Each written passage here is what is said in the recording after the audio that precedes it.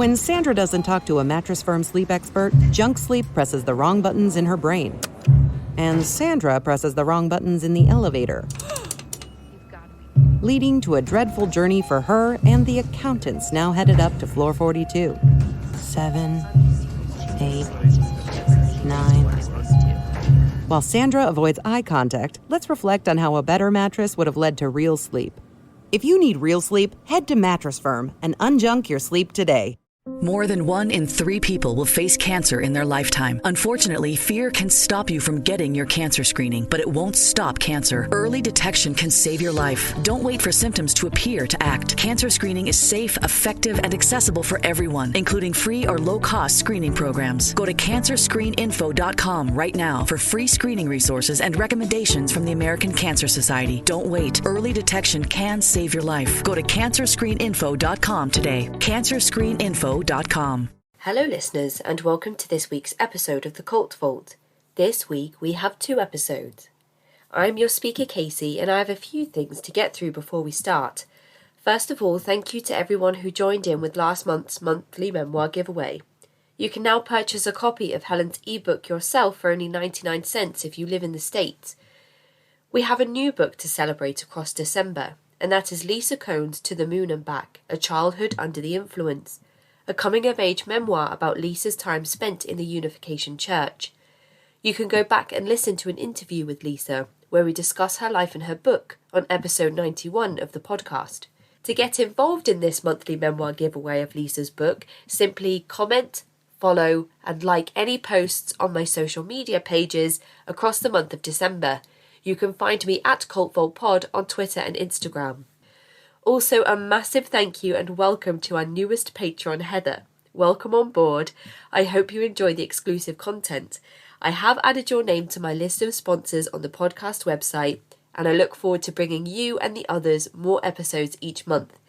Also, thank you to Amanda, who has increased her Patreon pledge. And as a token of my huge appreciation to all of my patrons, each of you has been offered a copy of Helen Zuman's Mating in Captivity across the month of December, as well as an exclusive Cult Vault bookmark. You can become a patron from as little as £1 a month at patreon.com/thecultvault. December marks my first listener challenge. I am asking each listener to recommend the podcast to family and friends and help me to get to 300,000 downloads before New Year's Eve. If we can do this, I will be releasing 2 episodes a week in January instead of the usual 1. And lastly, I am so excited to announce that I will be joining CrimeCon 2022 in London in June on Podcast Row. Come and join me, come and take part. You can get 10% off admission prices by using the code CULTLIVE. All patrons can get 15% off with a special code. And if anyone is interested in coming down and getting involved, I would love to see you there. Now let's get to today's second show. I am so incredibly excited to bring to you author Nicola Ranson, who has written a very insightful memoir called A Slice of Orange, depicting her time spent following Guru Bhagwan Shree Rajneesh.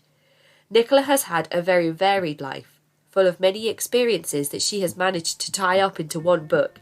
This memoir is a look into life in the 70s, into a life of artistic calling, into a life spent partially on a ranch in Oregon.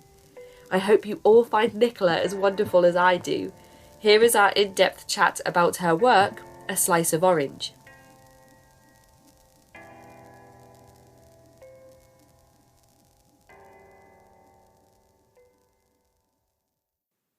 So hello Nicola, and welcome to the show.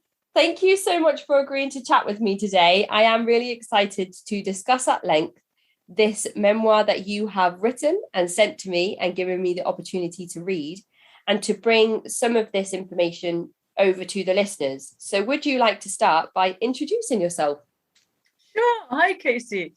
I'm Nicola Ranson, and I'm a writer and a psychotherapist, and I live in San Diego, California, and I came here by way of England and Canada, and I'm just really excited to be here. And today we're going to be talking about your memoir, A Slice of Orange. Can you give us the premise of your book? Okay. So A Slice of Orange covers the 10 years that I wore orange as a disciple of the Guru Bhagwan Shree Rajneesh. I went to his ashram in India in 79, and then afterwards lived on the commune in Oregon, known as Rajneeshpuram. And the memoir covers my time leading up to that and the time afterwards and a lot of the good times in between. And I when I was reading your book, the first thing that I realized was that, first of all, I think it's very witty. There's some very witty moments and some quite tongue-in-cheek moments as well.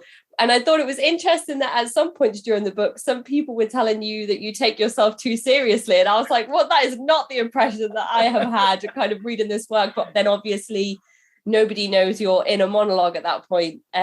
You're kind of keeping a lot of that stuff, especially before going to India, is kind of like all kept inside. So I thought that was really interesting, that people thought that you were a very serious person, because the writing kind of didn't reflect that. But on another side to that was that when there were serious themes and moments within the book, the juxtaposition between kind of like the humor and the wittiness kind of pulled you back into the kind of severity of some of the situations, because the kind of the tone changed to like, okay, so now this has happened. And I thought that was really interesting as well. It kind of reminded me of like when I watch a comedy program that I love, and you're like, wow, the characters are so fun and cool, and you're slowly introduced to them, and then something kind of serious happens to one of the characters, and you're like, oh no, but that's not, so that's kind of like that was my initial feelings and thoughts as I was getting kind of more into the book, and anybody that goes on to have a little read will understand exactly that feeling. I mean that's my interpretation anyway. I'm very happy to hear that, and I have had that feedback that it's funny, and I think that makes it a lot easier to read for starters. And I think that the difference between, the kid who's growing up and experiencing these things, it's a different perspective when you're going back and reflecting on it. So I would imagine the humor is perhaps a little more evident in the writer's voice going back on it. What would you say your early years were like before your first visit to India? I know there's a lot covered in the book that we probably can't summarize in 2 or 3 sentences. But I wondered if you could just give the listeners a brief insight to perhaps life with your parents before you moved away for the first time. Well, I was born in Rugby in England, and I felt like it was a pretty happy kid's life. You don't really know any other life other than the one you have at that age. It was a middle-class life. I had a rabbit and a doll's house and friends, and some somewhat uninvolved parents, I would say. But I had my own little world and lived a lot in my imagination and playing with my puppet theater and so on. And that was rather disrupted when my family emigrated. So when I was 10, my family emigrated to Canada, and a lot shifted. And part of that was really being far more exposed to being simply with my parents, with no extended family and no community and no familiar school and so on. And my parents were not particularly happy, especially under the stresses of immigration. And Canada, I eventually adjusted and ended up in a convent school, which was great for me because I wasn't living with my parents and I thoroughly enjoyed it. And I always longed to return to England. Immigration was not something I'd chosen, and I felt like I never really fit in or adapted. And I had a lot of illness. I had a condition called ulcerative colitis that started when I was 10. So I don't think it was a huge coincidence that that's when we emigrated. So I always longed to go back to England. And as soon as I was independent enough to have enough money to buy an airplane ticket, that's what I did. So I moved back to the UK and traveled for a while and ended up going to university there. And when you saved up that money and took that first kind of leap into a life independent from your parents, do you know what age you were? Well, I bought the ticket at, let's see, 17, 18. But I hadn't lived with my parents since I was 13 because I was at convent school. I just went home on the weekends. And then afterwards, I went to a junior college. So I had an apartment with friends in downtown Montreal at age 16. So that was all pretty independent.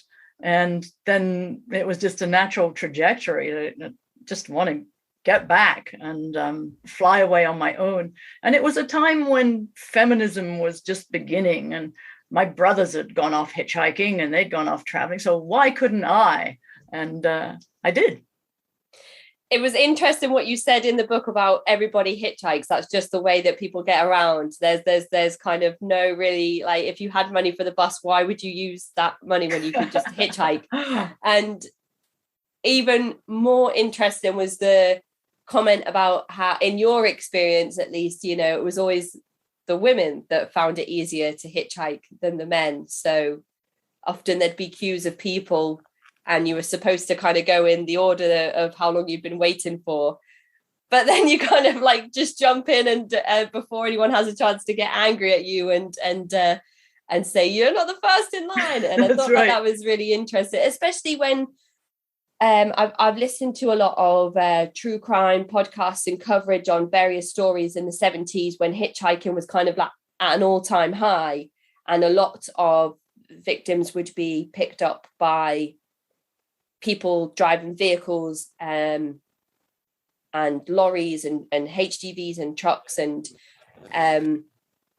that was my kind of perception of hitchhiking was, oh my goodness, it's so dangerous because of all these things that have happened to people, and all of these horrible hitchhiking stories that I've heard on all of these different media platforms. And then kind of reading your story gave me like almost a different insight into the world of hitchhiking, and actually how for people that hadn't had those negative experiences, it was just something quite ordinary, really, and quite normal for a lot of people.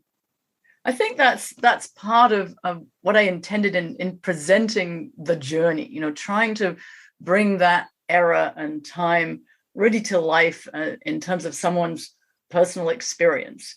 Because as a kid, and I use kid to include a great many years, actually, I was tremendously naive, and I would have a fit now if I had a daughter who was hitchhiking. You know, we know so much more, but at the time, I don't know literally if it was any more dangerous than it is now, but we didn't hear about those things that much. You know, and of course, there's a reason girls and women were picked up faster than the men, and that's part of the danger. You know, it was a dangerous thing to be doing, but we were naive, and so were our parents. No, the parents didn't give it a second thought. Just let, kids go off, be independent, you know, and it was part, I think, of the zeitgeist that was actually good parenting, that you want your kids to be as independent as possible. So if they're off doing their own thing, you succeeded. That was certainly part of how my parents saw it.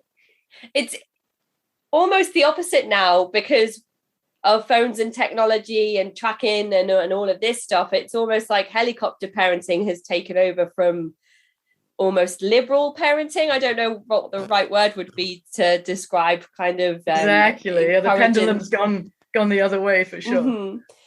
Early on in the book, you mentioned that before you enrolled in university, you did some traveling, and just to paint a picture for the listeners in terms of stepping stones and events that led you over to eventually visiting India. I wondered if you could just briefly talk the listeners through your experience of your first travels around some parts of the world. Right. Well, I was so innocent that when I set off traveling, I had a world map. And that was the map I had, with just the countries colored in with no roads. And that's how I was planning on getting around. And I had the good fortune to have met up with my cousin Kate in England, who's been a dear, dear friend. And she had the same goals as I did. She'd been kicked out of school, I think. So she was 17 and I was 18. And we just set off, not quite sure where we were headed, but we'd saved enough money to be able to go. And we thought we'd stay in hostels, but that didn't turn out very well. And we ended up in somewhere where I would not advise my daughters to go, certainly not hitchhiking. And that was Morocco, which is a pretty dangerous place for young women. And with various misadventures, we ended up in the Sahara Desert, and I was held prisoner and raped. So it was a very, very traumatic time, and I was very, very, very lucky to get out alive, which I did, and ended up, while I was away, having the extraordinary phone conversation to tell me I'd been accepted at university, which was something I really, really wanted before I left. And this is university in England at Bristol. But having been in that near-death situation, it was pretty surreal that, oh, next stop is university. But I had to find my way back to my angry parents in Canada, who were not at all happy that I'd gone to Africa. And it really was a very large disturbance, as it is anyone who goes through that sort of experience at a very young age in particular. But one of the factors that made it a lot worse was my parents' lack of comprehension or sensitivity. And basically my mother she never forgave me for that. And she was just so upset that it happened. So I think it led to a lot of shutting down for me. And when I did go to university, which was a great experience, there was something that I felt sort of was disconnected from, the happy, joyful, exploratory person I would have been without having had that experience. And I think that's certainly reflected in your writing, and was absolutely one of those first moments where the tone of the book changed from the whimsical and witty through to kind of like the despair and the terror, and it was kind of it was heavy to read. It kind of felt like so you had something like a heavy backpack or something on your shoulders as you were going through, and kind of like getting through the difficult pages in the book where the abuse took place, and then that profound moment where you found out the news that you'd been accepted into university, and had that moment where you realized that it just didn't seem like a big deal or anything to celebrate, and you weren't sure how you felt about it because it seemed so insignificant in light of what just happened. And that was kind of like a moment for me. Reading the book was kind of like it put into perspective the severity of exactly what had happened. I was thinking, I wonder if that continues to happen today in the same place. I don't know if that's something that you still think about, whether there were other people that went through that place and the same thing happened. I did look it up on the web when I was writing, and I found that there is a Metoo movement in Morocco. And I think that helped me really want to express it too, because this had happened to a number of other people going through the same village, because the person who raped me was the chief of police who gave the visas. And so I guess I wanted to call that out. And I don't know what the situation is now, but it's not something I would want to go back and find out. And basically I have a PTSD response still. And my work now as a psychotherapist specializes in trauma. So I've really explored this area pretty thoroughly, and it helps me a lot with supporting other people who've been through similar situations, because it's so common in one form or another. And I know when people undergo trauma, they often say, oh, of course, my trauma was nothing compared to other people's trauma. And I feel that way too. When I talk to people who've been serially raped or have had difficult incest experiences, difficult, of course, that goes with incest. mine was one incident, and I see how much that messed up my life.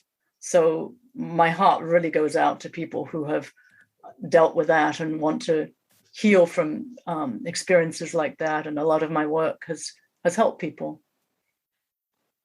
What would you say is a correct or sensitive response to somebody that does come to you and confides that information? Because often we do have people come on the show and talk about those experiences, and it always worries me that the reactions or questions from me that follow are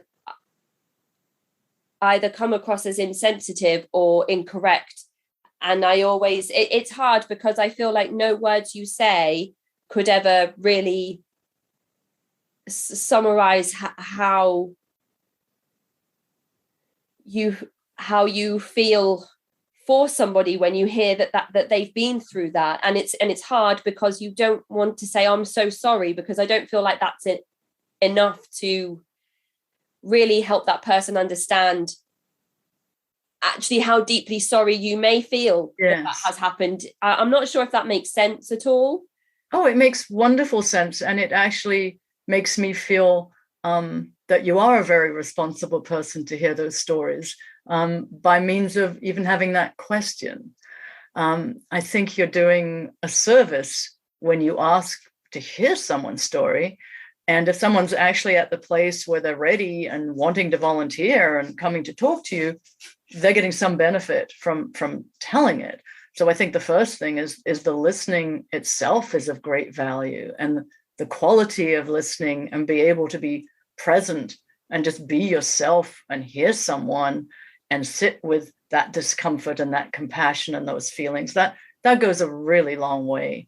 And you're in a professional role of listening and helping people tell their stories. So of course you have to ask whatever relevant questions.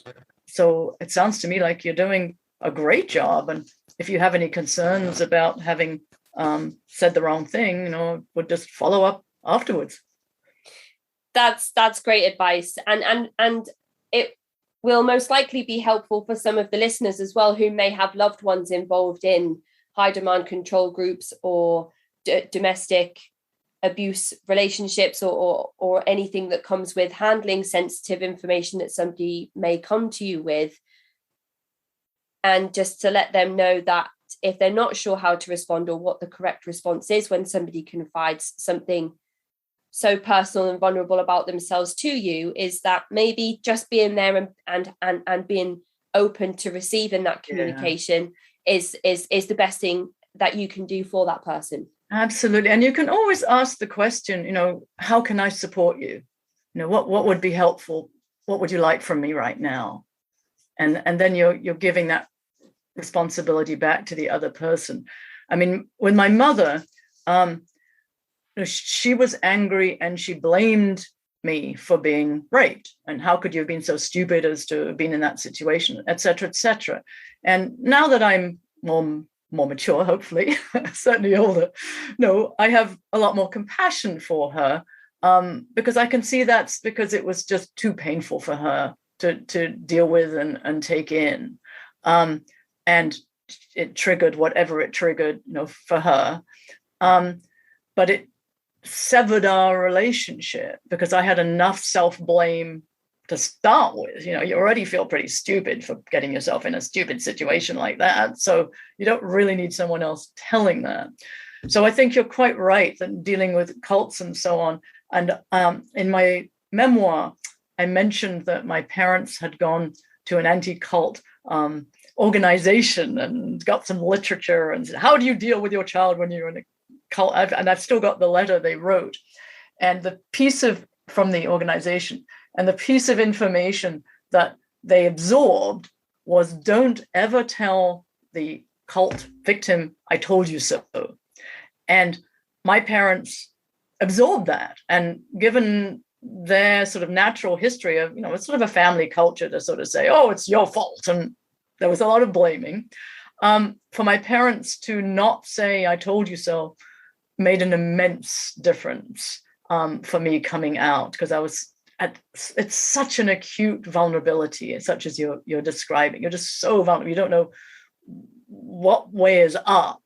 So to anything that smacks of judgment and condemnation really comes through much, much louder than the person might intend. So you basically bite your lip, shut up, and listen. Often I found at times when people speak about their initial exit from their group or movement as well, that they have that own guilt, self-blame and condemnation themselves. They are putting back on themselves for decisions they feel they may be responsible for, which I always try to tell them is probably almost always not the case.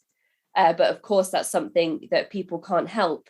And I think if you are your own worst enemy at that point, to have your family and friends and people to tell you the same at that time is it can't be helpful in any way. Exactly. And it was hard for me. This is kind of similar to Ronit Plank's story, and she's an author who wrote a memoir called When She Comes Back, about her mother going to follow the same guru.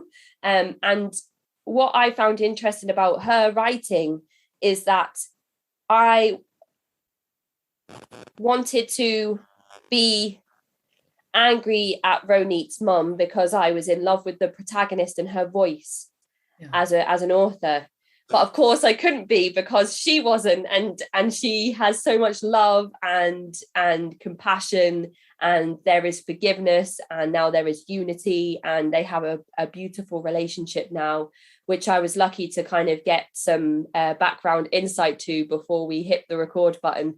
It was all very wholesome, and the same with your writing. I wanted to be so angry at your parents for the way that they dismissed you sometimes when you really needed them to see you.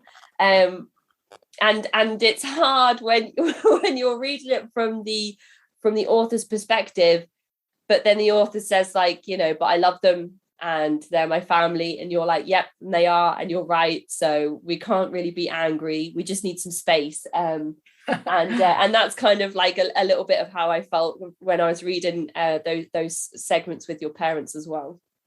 So you go off traveling, and in your book you kind of talk us through the experience of being stuck in Africa, but eventually being able to find your way home, and spending that short period of time back with your parents before coming over for university. And you've already mentioned it was the University of Bristol. And what degree was it that you had chosen to study? Drama and English. So you took them, was it one course or two separate courses that were added together to make one degree? It's called a joint degree. So it's basically like getting a degree in each department. And which of those two did you prefer over the other? Oh, certainly drama. And that's very much because the English turned out to be literary criticism. I'd gone in thinking, oh, it's going to help me write. I want to learn to write. And instead I found it extremely dry. And in the drama department, it was all about exploration and discovery and adventure. And I just found the sense of belonging also with the students who were attracted to theatre. I really enjoyed reading about it because of my own personal experience in drama. When you talked about kind of going into that world where anybody could be anything, and the costumes and the makeup and everybody's just, it's just like a different environment completely, and that made me feel really nostalgic, and I could almost smell it. When you walk into a room and everybody takes their socks and shoes off, and the rooms that I grew up in, they all had black walls and black carpet and black blinds, so that when you had your blackout moments, the room was totally black, and I could smell that room when I was reading your work. So that was really quite impactful for me. And you stayed for 3 years to do this joint degree? That's right. And then I stayed on for a while afterwards. It was a very, very exciting time. And I think the context of the 70s, is very much part of this memoir. And part of that was people were not so pressured to go to university to find a career. And in fact, I really wish I had been given a bit more help in finding a career. It was more about, exploring and discovering the truth, etc. So you sort of had to muddle your own way towards career.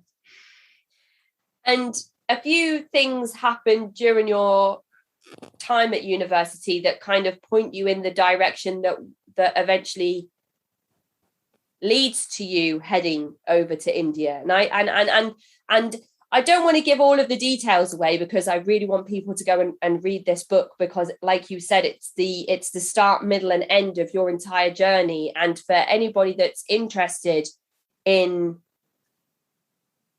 the whole thing, kind of like somebody's personal insight into following Bhagwan Shree Rajneesh in India and in Oregon, and not just seeing it from a documentary's perspective, but from a personal individual perspective of somebody that attended.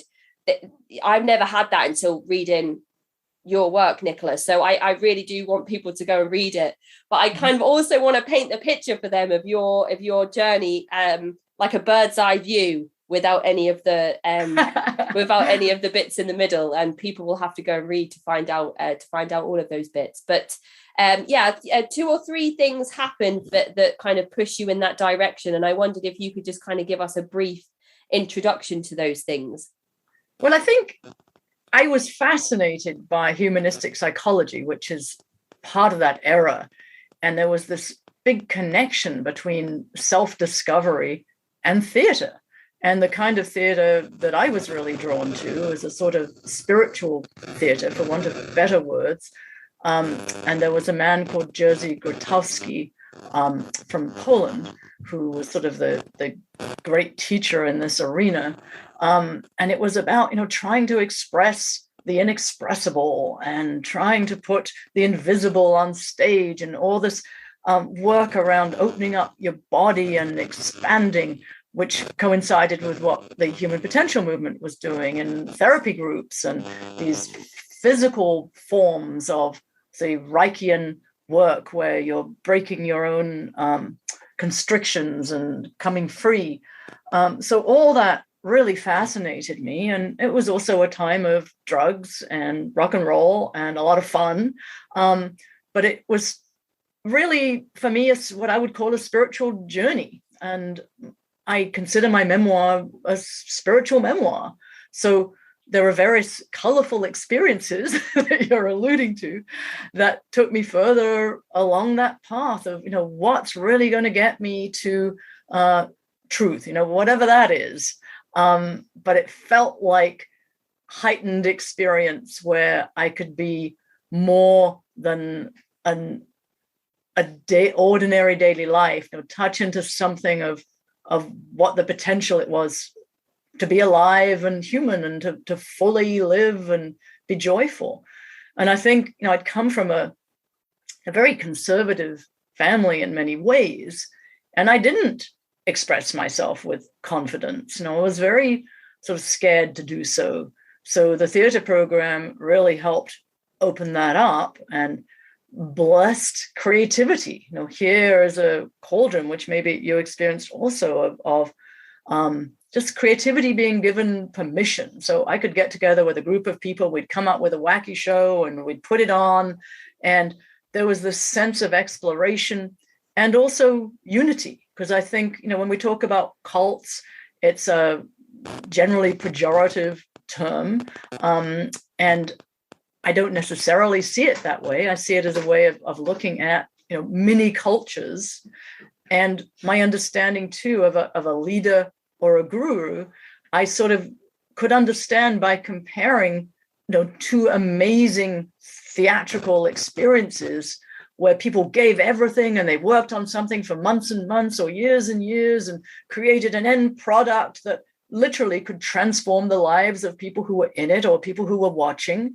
And that was to do with the commitment of the group and the trust in the leadership. A play is not a democratic event. It's usually an autocratic event with various levels of democracy, but there needs to be some organization that brings it into a coherent shape so that people can pull it off cooperatively. And that's part of the high of doing something like that. I'd never considered a theatre piece to be in conjunction with something like building the ranch, especially in terms of, there was a documentary I watched about Jonestown and everybody that attended Jonestown before Jim Jones arrived there, talking about how they were part of something bigger than themselves, and they were the people involved in building utopia with their own hands, and they were able to use skills that they had developed since living over there that they'd never even thought they'd be able to do, and they worked round the clock for hours and hours, 18-hour days, kind of working themselves to the bone, but they didn't mind because they were building something themselves from nothing. And that's the same impression I got watching the Netflix documentary series that I'm sure we'll talk about a bit later on, when it came to Rancho Rajneesh as well. And I never really thought about the similarities between a production and building something from nothing, and having the lighting technicians and the sound engineers and the costume designers and the makeup department. And then, the actors and the script and the director and the stage manager and all of those things that go with putting a production on. And even if none of those things exist and it's just a group of people performing, and there's no costumes and there's no sound and there's no lighting, it's still all of those things that are building something from nothing as a unit, and being part of that and seeing your work and being able to show your work to other people and say, look at what we've built together from nothing. And I've never really drawn a comparison between the two until you've just said that. So that's I've had a few profound moments this week, and I'm having another one right now, and I don't really know, I might need to go and start a journal after this week, because I'm having a few things, but yeah, that's really, really interesting to contemplate. Well, I'm glad you said that, because to me it's part of my motivation in writing this memoir, is to give the access to what is it like for someone who becomes involved in a group like this? Because I think it's so much human nature to dismiss the other, and dismiss especially cult people. Oh, and if it's a sensational cult, it's like, how could those people have been so stupid? And I really want to normalize that experience, because the research is that people who join cults are much like anybody else. And I think if we can identify things like you're saying, oh, well, that was a real high to me. I really enjoyed the end production. I really enjoyed working with other people. You do get a sense of this group high and the seductivity of that. And I think you nailed it when you said being involved with something larger than oneself. I think that is the main appeal. That's something that takes us out of our smaller daily selves towards self with a big S, something that feels more significant. I was just reminded of an interview that I had with author Lisa, who wrote a book about her time involved in the Unification Church called To the Moon and Back. And she has moments where she would go around with her pin of Reverend Sun Myung Moon, and people would kind of be a bit wary about approaching her or being near her, because they could see that she was affiliated with what was openly being called a cult at that time, or people were worried, and there were articles in newspapers about the dangers of the Moonies, and so that then what you said about not wanting to approach somebody that's aligned with a cult is what that reminded me of with Lisa's work then. And there are a few moments in the book where it feels like you cannot get away from the orange people. They are everywhere. They seem to be kind of whatever your next natural step is in life, you're like, oh, there's more orange people here. And I can't seem to go anywhere without seeing these people dressed in orange. So for anyone who might not know what an orange person is, would you like to kind of give us a quick breakdown? Well, Bhagwan Shree Rajneesh had this agreement with people who wanted to become his disciples that they would become what was called Sannyasin, which is the Hindi word for renunciate. And that's what we called ourselves, Sannyasins. The media called us Rajneeshis. And the agreement was you would wear the mala, which are beads around your neck with his picture, and you would wear orange, or it ended up anything on that spectrum. So in Oregon, it actually was more red, but you could wear pink or purple or something of those colors. And all the clothes were those colors, your underwear, your socks, etc. So people did really stand out on the street. And I did, as my interest in him grew, I just kept being magnetically drawn to these bright, sunshiny people who seemed to be everywhere. And I loved one of the moments in the book where somebody was like, oh, I can recommend you this B&B. It's run by a Sannyasin. And you're like, of course it is. Of course it is. Why wouldn't it be at this point? Of course it is. So how do you first become involved with the movement itself? Your first kind of like, okay, then I'm going to go and see what it's all about. Meeting the people and then asking them questions and starting to read the books. So Rajneesh, who's now known as Osho, he's deceased, but he's known as Osho. He's the same person as the person that's called Osho currently, lectured a great deal. And his lectures were written into books. So he had a lot of books around, and they really corresponded to what my beliefs were at the time, about letting go of attachment in order to move to greater awareness, and how to become more loving. And he spoke of wanting to create a community where people were not limited by the social norms that had been restricted. So he said that, and I really want it to be seen in the context of that era too, that it wasn't like something coming in that was alien. It really fit with what I see as my hippie ideals at the time. And so he was professing that, and I kept reading about him and meeting these people, and I felt really pulled, really like a visceral, physical pull. I hated the idea of a guru.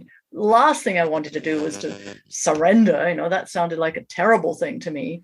And yet he kept drawing me, and I felt it really as an energetic presence, almost as if he was reaching out to me. And I had a boyfriend at the time who was he was a sannyasin, and he had his mala on. And at one point I said, oh, let me try that on. And I put it on, and I had this extraordinarily strong physiological experience of something just sort of whooshing up my body and coming out the top of my head. And it was so scary. I ripped that thing off and thought, hey, hell no, let's put that away. But it showed me there was something very powerful connected with this guru, and it really tickled my curiosity and wouldn't let go. I was reading, and a few things happened, and I was like, when is she going to go? Because I know she's going to go, but when is she going to? And then eventually you do find yourself heading over to India to meet the guru in person and to see the community that had been built. But all of those things you said about his Bhagwan Shree Rajneesh's kind of ideologies matched your hipster ideologies at the time. The things that you said kind of even sound great to me in this day and age, to break down walls and to love each other more and to be more open and to have peace. And I think if somebody came to me and said, this is what I want to see in the world, I'd be like, that sounds great. What could there possibly be wrong with those things that you're telling me. And of course, it's like I often say with Dianetics, when you read some portions of that and apply it to human life on a basic level, as kind of guidance on how to kind of manage certain situations, or use it as a tool to guide you through, kind of much like people do with biblical texts like the Bible or the Torah.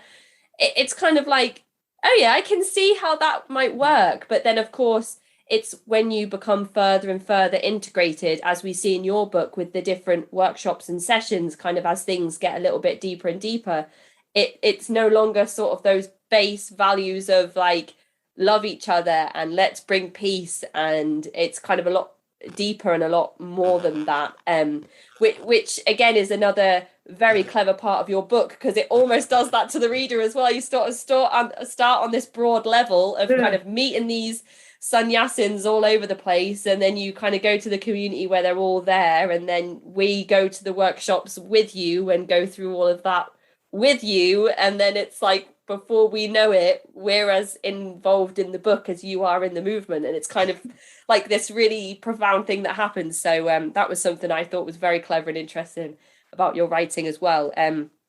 But you head over to India. What is that like? What is that first initial experience like of landing over in this country and finding yourself at the ashram? Bright and shiny are the first words that come to mind. It was really exciting to be in India. It is an adventure in itself. It was such a different culture, and it was one that I felt just a lot of love for, really. Just the colors alone and the mass of different people, and it's so stimulating. And I felt this sense of homecoming, like, wow, this is so alien to my regular world, and yet I feel like I kind of belong here. And the ashram itself then was sort of an oasis within the city of Pune, which is very, very hot and dusty, and there's a lot of beggars and bullock carts and all the visual stimulation of India. And then you have this pristine ashram full of greenery and calm and peace and music and people from all over the world. That was very exciting to me. I think the Osho movement, of course, there are a lot of Indians, but it gets a bit of a rap for being predominantly white in Oregon, for sure. Not entirely. I mean, a lot of people from different countries. That was the diversity.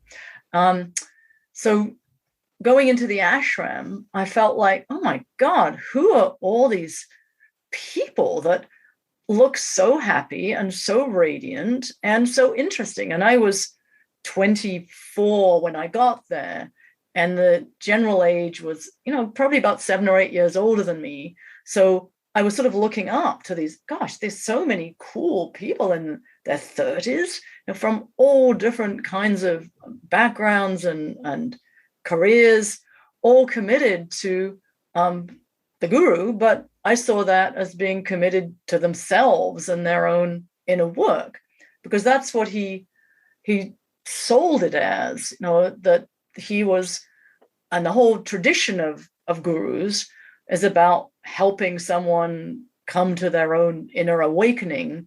And it's a matter, sort of a technique, that you don't accept the guru as God. You use the guru as your way to get to God. And that was my understanding of what that was about.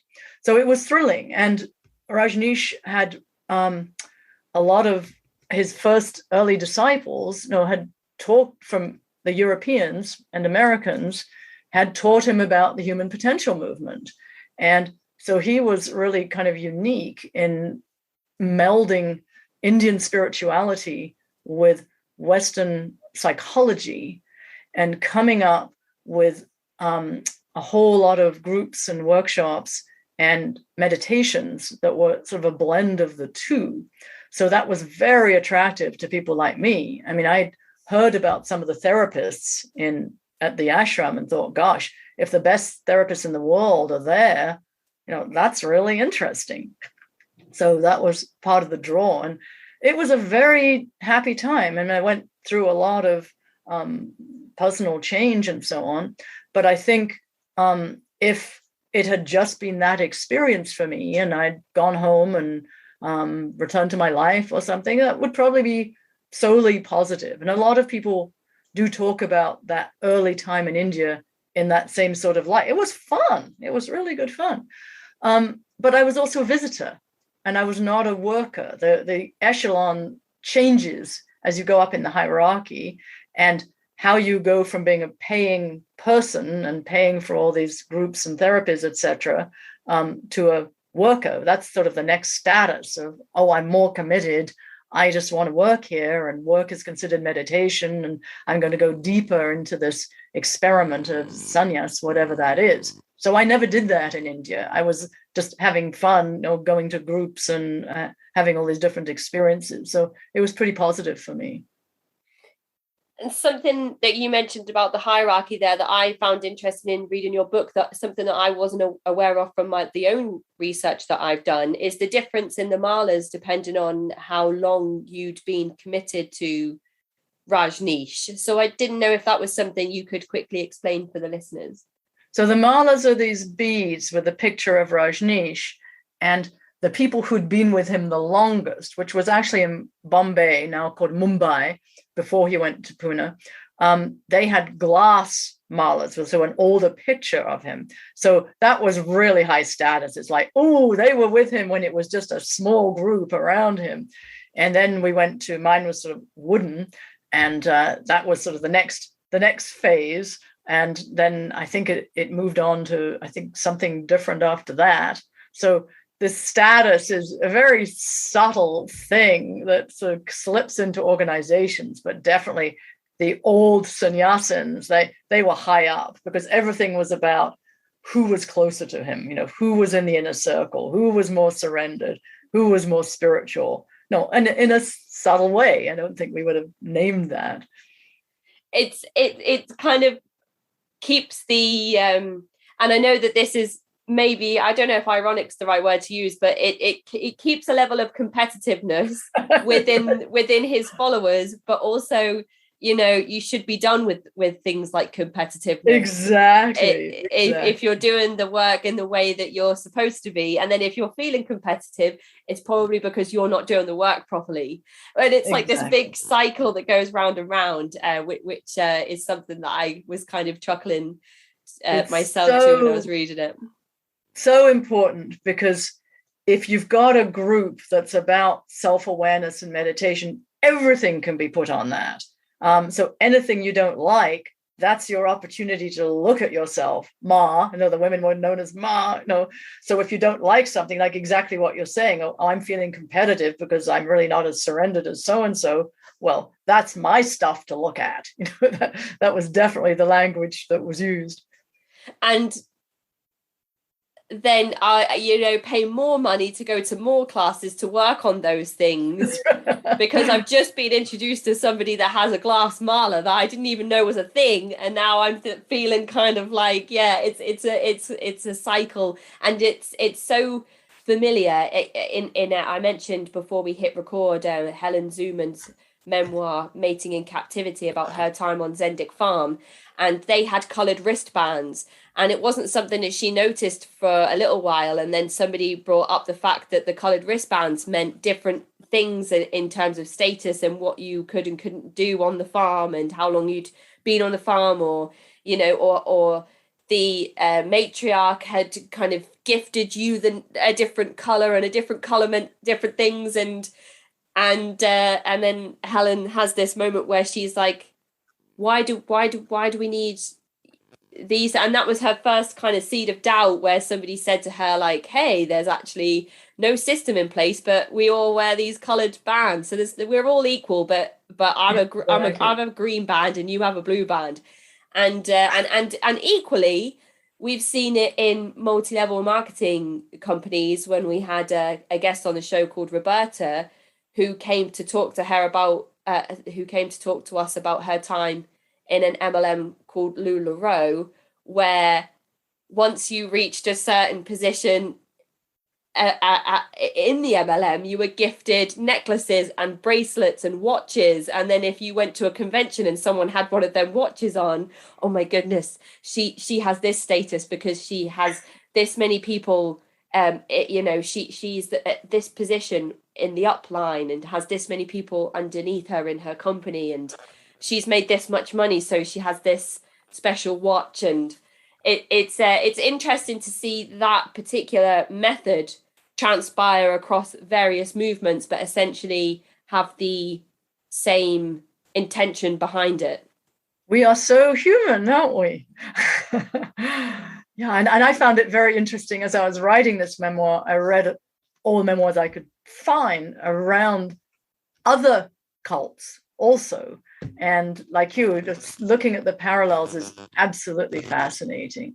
And when you're there, you're thinking, well, I was thinking, I'm the only person who's so insecure and has such an ego, and really, I think my job is insignificant and I want to be important, and just I tortured myself with that nonsense. And what you're saying is we all go through that. Of course, we want to be closer to whatever we consider acceptance or the top. And your integration into the community, again, is as I mentioned before, like on the periphery, and then very much into the insular, in terms of starting off quite tame with some of the exercises and meditations that you were taking part in, to things that for somebody on the outside looking in who had not been through those same experiences you had might seem quite strange or intense.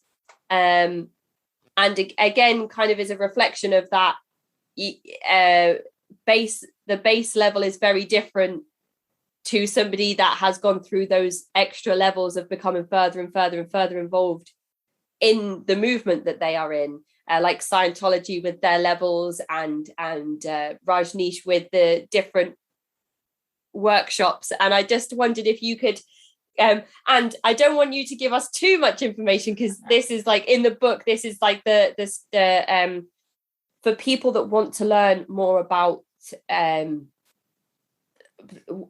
progressing through those levels of commitment in a group. I think this part of the book is a very good way to understand that. So I would ask people to go and read Nicola's book for this section, as well as the kind of second half in terms of your snapping moment, that I think is quite a prevalent thing to discuss.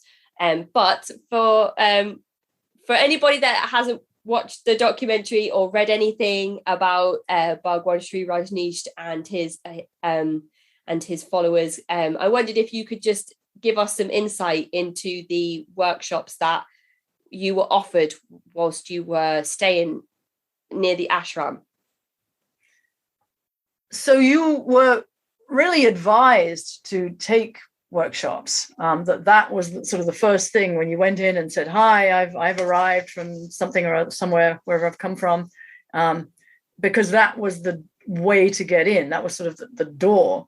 And so you were told which workshops to take, and also Bhagwan himself would tell you sometimes which ones to take.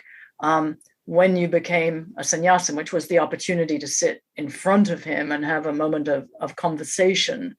And because the viewpoint of the person going is, wow, everything here is cosmic and intended for my evolution and higher good, we projected that, of course, these workshops were going to be perfect for whatever I need. And I attributed a lot of wisdom to Rajneesh, and it certainly felt as if he could see me, in a deep way. So of course, when he named certain workshops to people, you would think, that's what that person needs. But of course, the other side of it is he had the list of how full they were and which ones needed some more people. So that, of course, was a factor. So they usually started off with some more encounter group type of workshops, and then moved to more meditative.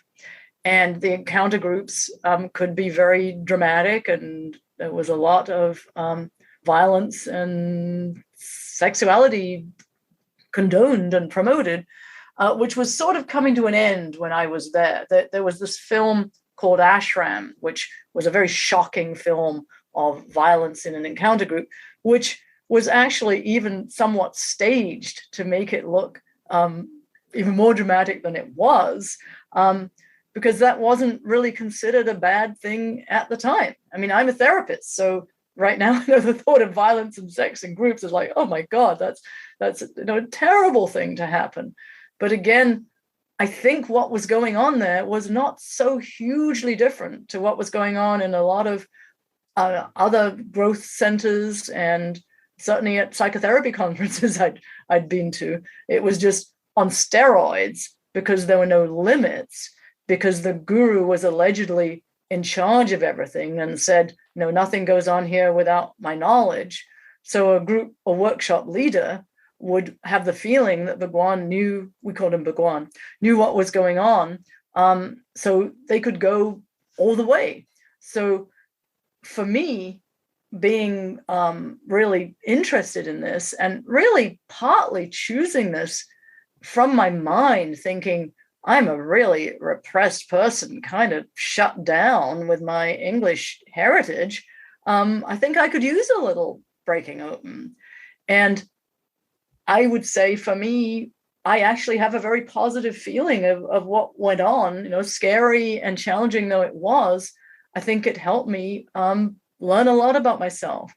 But I also would say it was highly irresponsible, because a lot of people were harmed. And those are the people we don't hear about. Those are the people who left and are wandering the streets of Bombay, high on acid, or, you don't do that to fragile egos. You don't do that to people who've been traumatized in the past and might have this be happen again through an autocratic group leader.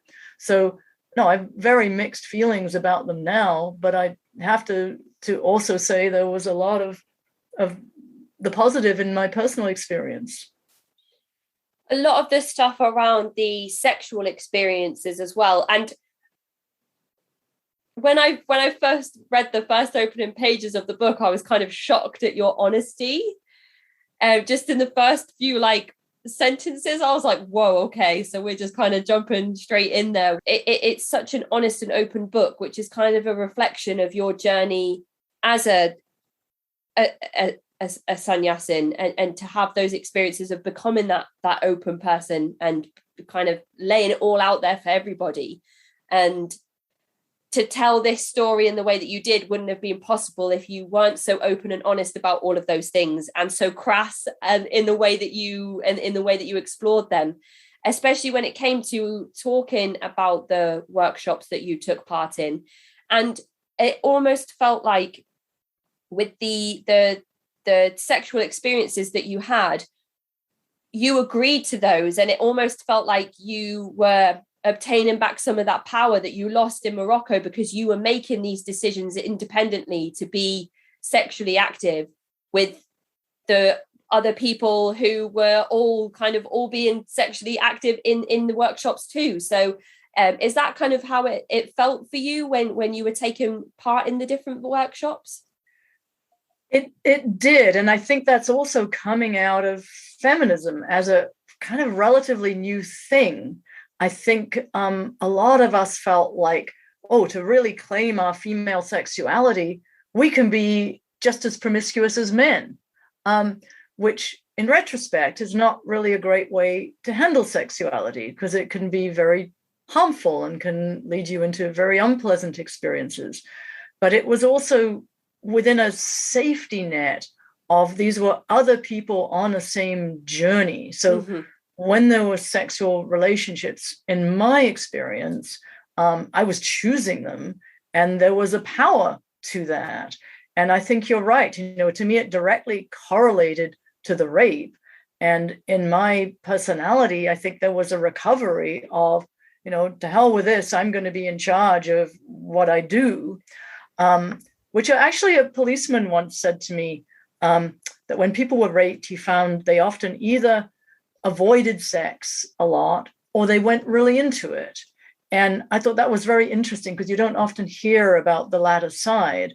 So for me, it was, an opening to, I was always more interested in finding love and romance than in, having vast amount of sex, but there was a lot of sex there. It was that's why it got called a sex cult.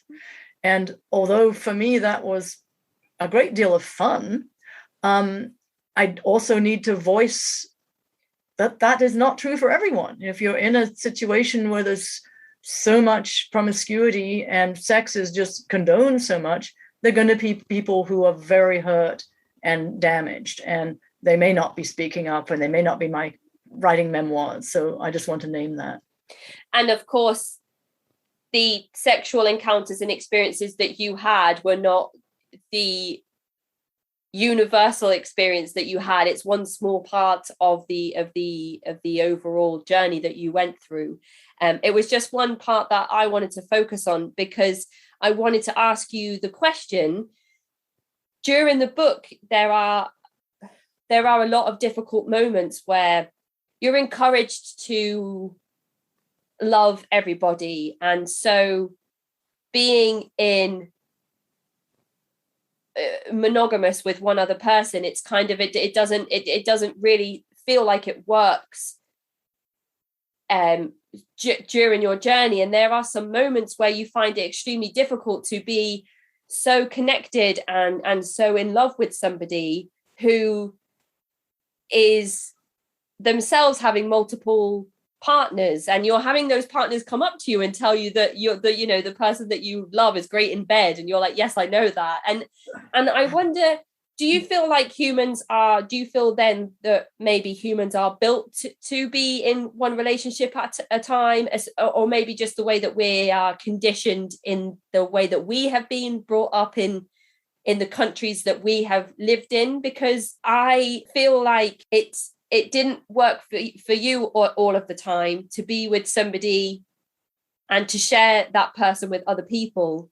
But also, I can't imagine, like, when I think about my partner, kind of like even kind of being on an emotional relationship with somebody else, that kind of makes my stomach turn and makes me feel really uncomfortable and anxious.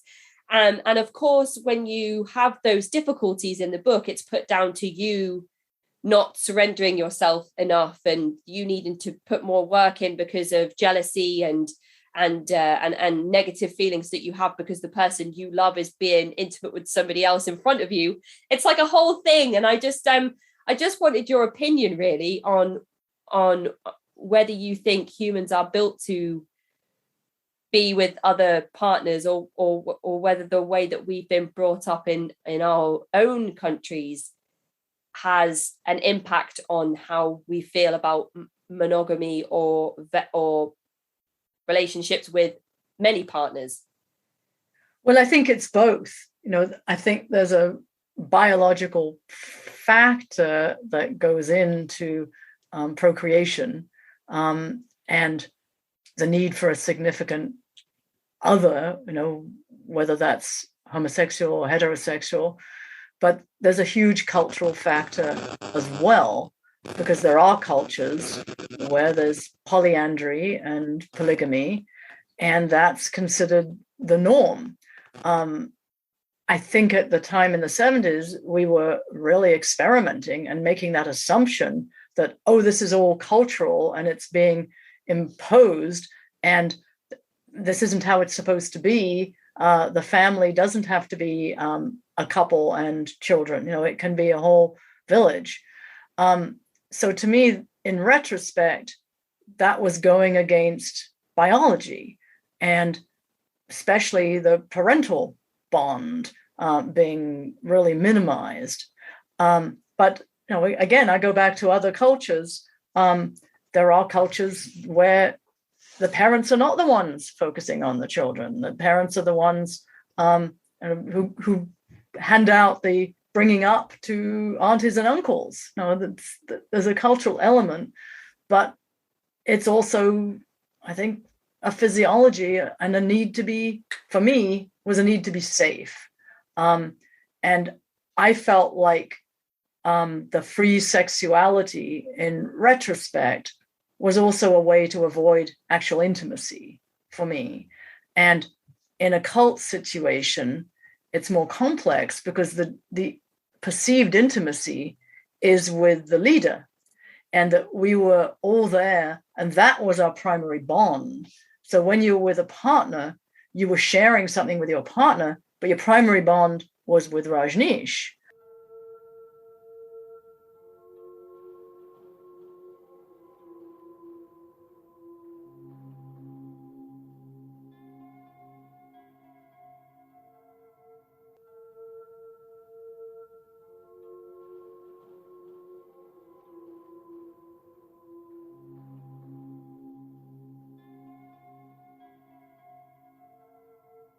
Intimacy to me is something that I felt like it's taken me a great many years to actually figure out how I was avoiding it in some ways. And I think avoiding it through this false intimacy of being in love with everybody because they're my family in the commune doesn't really hold up over time, because there are other relationships that are actually more personal, like the intimacy with the guru is kind of false because he doesn't know you, and you probably don't really know him.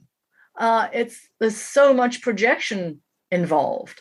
So I don't know if that answers your question, but it's certainly part of my journey is exploring those very questions you're raising and coming to the place of, oh, well, actually, I'm not messed up because I want to be with one partner. That's actually maybe actually okay.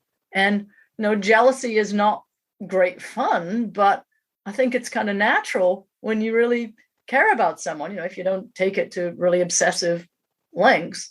So my journey of coming to peace and understanding with myself is really accepting that, throwing out this bullshit that we were supposed to be able to be perfectly happy with our partner screwing everybody. It does answer the question. It answers it perfectly well, and I think it's just that perhaps it's a bit of both, cultural and personal, and another thing that you kind of touched on just then that I think is very prevalent in a lot of these cult-like situations is that, of course, a lot of the time one-on-one relationships aren't encouraged because your dependency should only be on the leader or those in positions of power. And if you find that your intimate relationship brings you that safety and brings you that comfort or dependency, which maybe sometimes with this type of work is seen as a weakness and you need to work on it because you shouldn't be dependent on anybody. But of course, if you have a partner that you can lean on, then your allegiance to the leader will be less because you're not dependent on the leader. And as soon as that dependency on the leader exists, it's kind of then like, well, I can't be in a relationship with just one person because that then breaks down that entire system that's in place, at least in a lot of these situations that we see. So, and a lot of the time as well, having that take on sex, it's often what draws a lot of people into the group that may not have necessarily been drawn to the group otherwise. And this kind of reminded me of an interview that I did with a lady called Daniela, where she talked about the Children of God movement that she was born into, and how if people are being told that you can be closer to Jesus and God and kind of continue your spiritual journey by living out these less than legal or moral or ethical relationships with children, then that's going to bring a whole host of people into that movement that may not have considered Christianity to start with, because it's not, I don't know, it's a whole thing that's kind of going around in my mind, and I have all of these thoughts, and I can't, like, everybody will already know by now that it's really hard for me to like formulate what I'm trying to say. But yeah, that kind of brought that part of that interview with Daniela back to me as well. Yeah, it can invite predators, I think you're saying. Yes, thank you, Nicola. Yes, that's exactly what I'm trying to say. Absolutely, yeah. And that might be hard for people to even notice if they're so busy with their own personal growth and own pleasure. Yeah. They might not know what else is going on. And in a place like the ashram that you've explained to us, and the way that you paint it in the book as well, there's absolutely no way that there could be any predators in that environment. And of course there probably were, but there's no way that there could have been, because it was such a beautiful place. And the way that India is kind of explained by people that have been and not enjoyed it, it's that it's not a great place to visit, that it's quite dangerous, that it's quite unclean. But the way that you explained it it reminded me of when I went to Athens, which I know they're nothing like one another, but it kind of gave me that bohemian vibe, where I went to Athens and it was during their financial crash, which I know they're still feeling the effects of today, but everything was like, all the shutters were down, but everything was covered in bright spray paint. Everything was spray painted, and there were just dogs everywhere.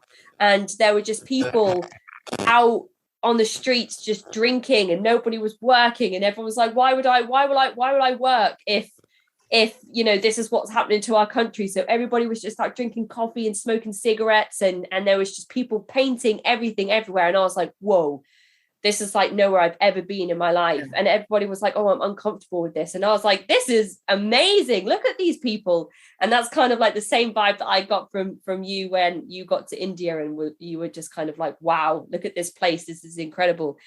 But then on the flip side of that, because it's a lot of sort of air quotes hippies that are going to kind of meet Rajneesh and follow him, it like there's often this perception of hippies that they aren't clean because they're traveling all the time and hitchhiking all the time and going from place to place, and maybe like, haven't had the chance to like shower in all of these places that they've been in, and all of these stereotypes that come with the hippie movement.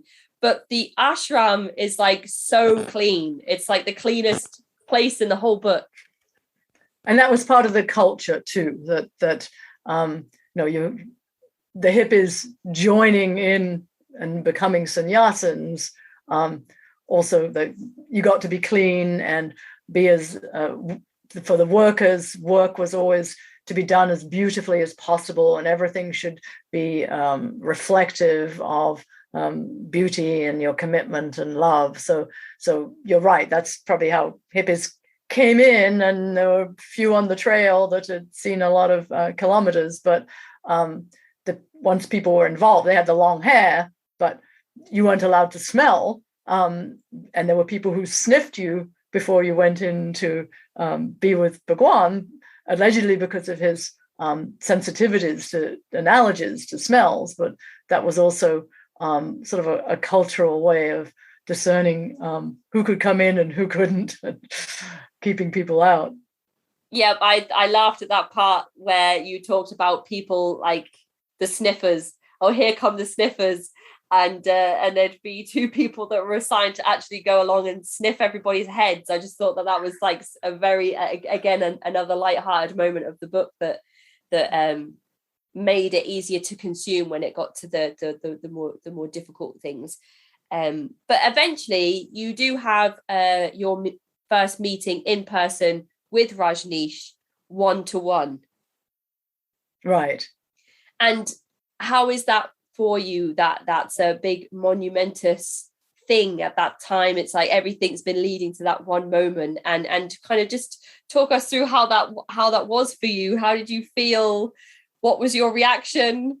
I was terrified, and I'd already seen him in lecture, and I'd felt really, really excited, and no longer had any doubt about making the commitment. I was ready to make this commitment. So the first meeting was going to a smaller group than the big public lecture, where he gave people their malas and their new names, and had a little chat. And so to me, it was like suddenly I was just with him, and he was looking at me. He had his incredible deep brown eyes. And so sitting in front of him with a sense of really being seen. And I felt like he could see my terror, and the things he said to me were so gentle, and so just reaching out gently and touching into who I was. And he gave me my name and told me the meaning of it and so on. I just felt, yes, he was all that I was expecting him to be. I was not disappointed. And he gave you your name. Right. And put the beads around my neck. Yeah. And what was the name that he gave you? He gave me Ma Deva Nicola. So Nicola was my name to start with. And then every woman was called Ma, and then Deva was like divine, sort of felt like my Sannyasin family name, sort of. So even that was a relief, because he could have given me all kinds of really weird, bizarre names. And to get my own name back was like, oh, thank God, I wasn't ready to go any further. I'm just on the very tippy edge of joining this thing. Don't push me too far. And I felt that giving me my name back was also him being very gentle. And he sort of quoted the Lord's Prayer back to me. And I felt like, oh, he sees that I'm somewhat conservative, shy person, really. So after your initial meeting and interaction with Rajneesh, you're then sold on the movement. You've become a Sannyasin, and you're ready to commit yourself further to the work and to Rajneesh himself. Right. And how long do you stay in India before you go back to? Is it Canada? You go back to Canada for a while? 3 months. I think that was probably how long the visa was. And then before you left, you got to have another meeting with him. And that to me was, an energetic experience. It was something we called energy darshan, where he touched you and he had all his mediums arranged all around, and the lights were flashing, and the band was playing, and all the lights went out on the whole ashram. And it was an incredible force of energy that gave me an experience that was very transformative. If you're like me, whenever you listen to the news, you feel forced to choose between two toxic sides. But people are more complicated. They don't fit neatly into just two groups, and media should reflect that. That's where the Lost Debate steps in. What's up, guys? I'm Corey Bradford. And I'm Ravi Gupta, and we're the hosts of the Lost Debate. This country is more politically divided now than ever before, but we're not as different as the mainstream media makes us out to be. That's why we launched the Lost Debate. It's a podcast and YouTube show for the politically eclectic who've lost trust in our polarizing, partisan world. And we'll bring you news, ideas, and trends that are overlooked. We'll also bring people together to have the conversations the media isn't having, to empathize with each other and challenge each other in good faith. And some political satire and skits, because why the hell not? New episodes drop Tuesdays and Thursdays. Lost Debate on YouTube or wherever you get your podcasts.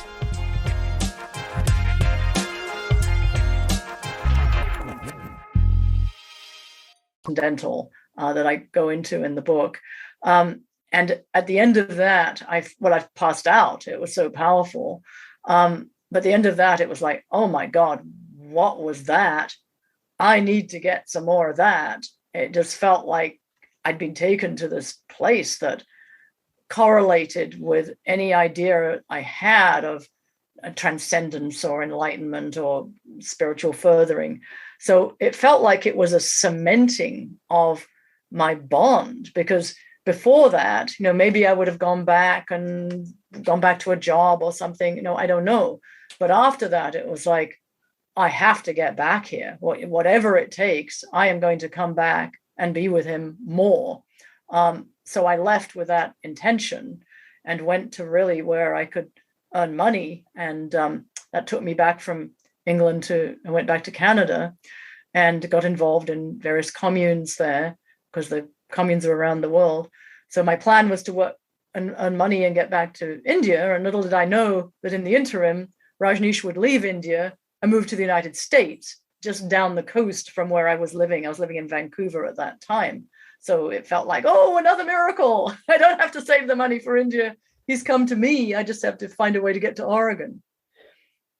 And I've heard a lot about there being, there's an like an Osho meditation center here, and there's a meditation center here and here and here. And the kind of the words meditation center to me kind of paint a picture of an official building that kind of has a plaque on the wall that says meditation center, or some kind of indication that it's a building dedicated to Rajneesh and the work that happens around his practices.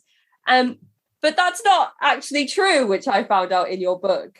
You just have to send off some paperwork somewhere, and it could basically be like, in this house, I could call my house a meditation center.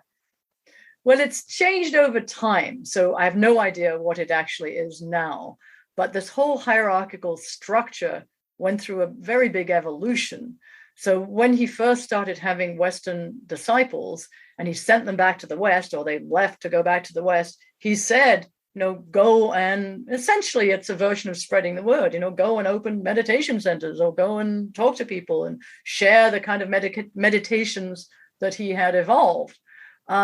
So there were some that were just, someone's little house, and they wrote to Pune and said, I'd like to start a meditation center. And then you got the name, and you could start to sell books and have meditations.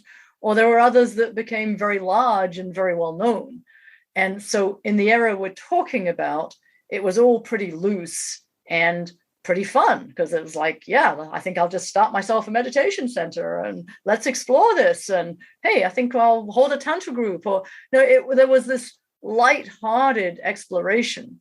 But after he moved to the United States, the hierarchy of the whole organization really started this process of tightening up.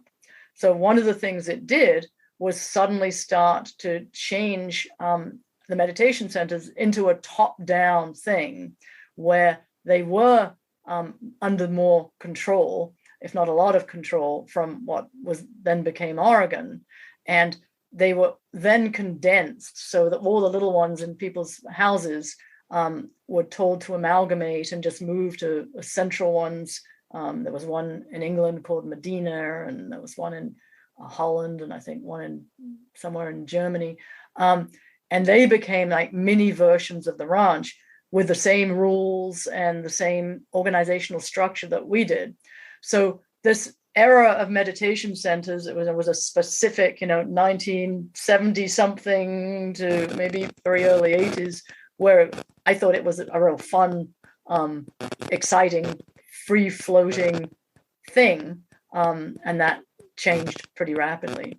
So you've gone to Vancouver, you're saving up some money to go back over to India. You desperately want to get back over there, and you're living with fellow sannyasins who are all trying to save up money to go back over there as well. And you're all fundraising for each other and going to each other's shows and helping each other out.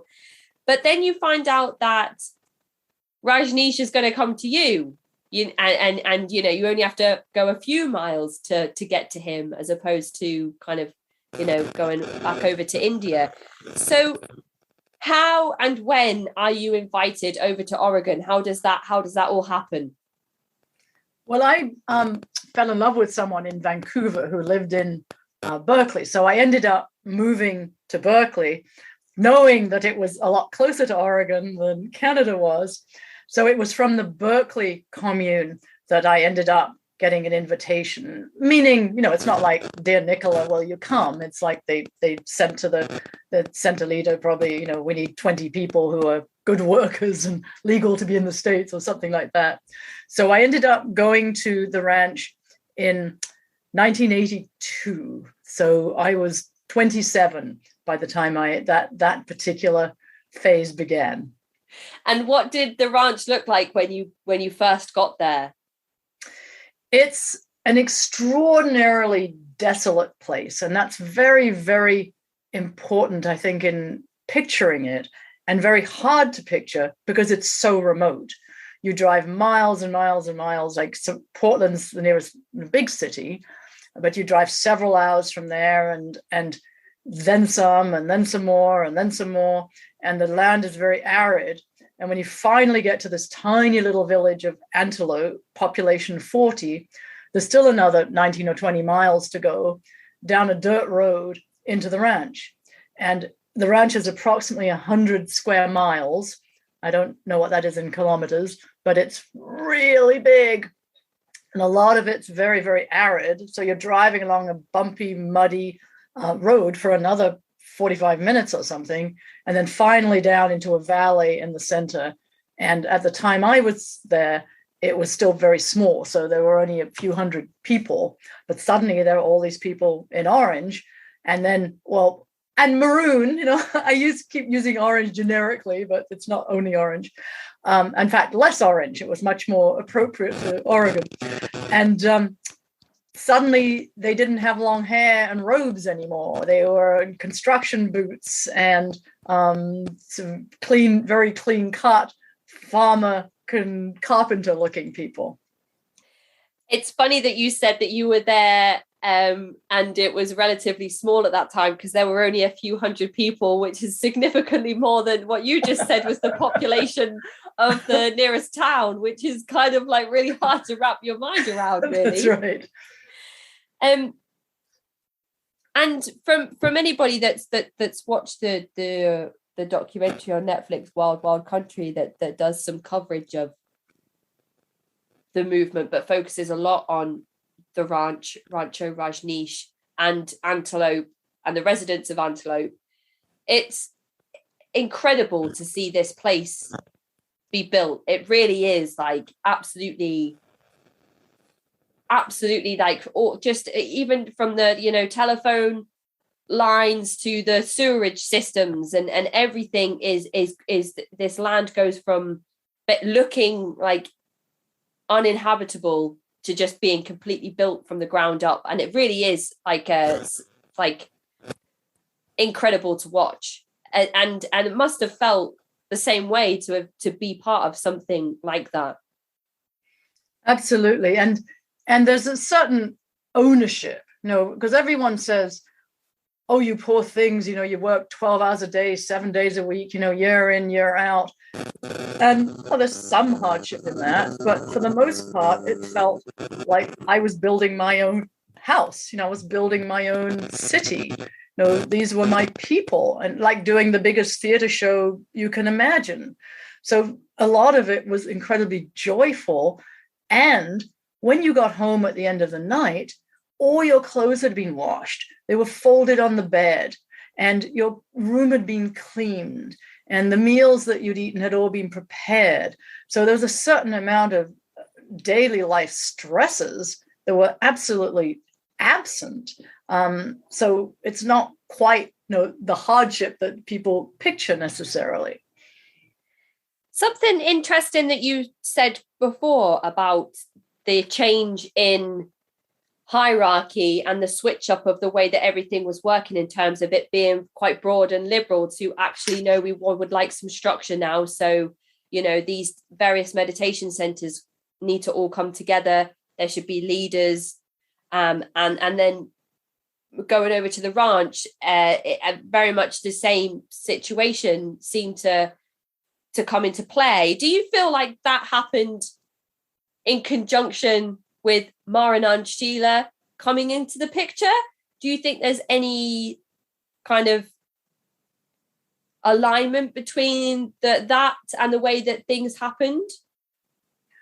Well, it's in conjunction because she was his secretary at the time, but he chose her to be his secretary at the time because she lived in the United States, and she is a real doer and let's go get this done, and we're not going to stop at anything to get this done.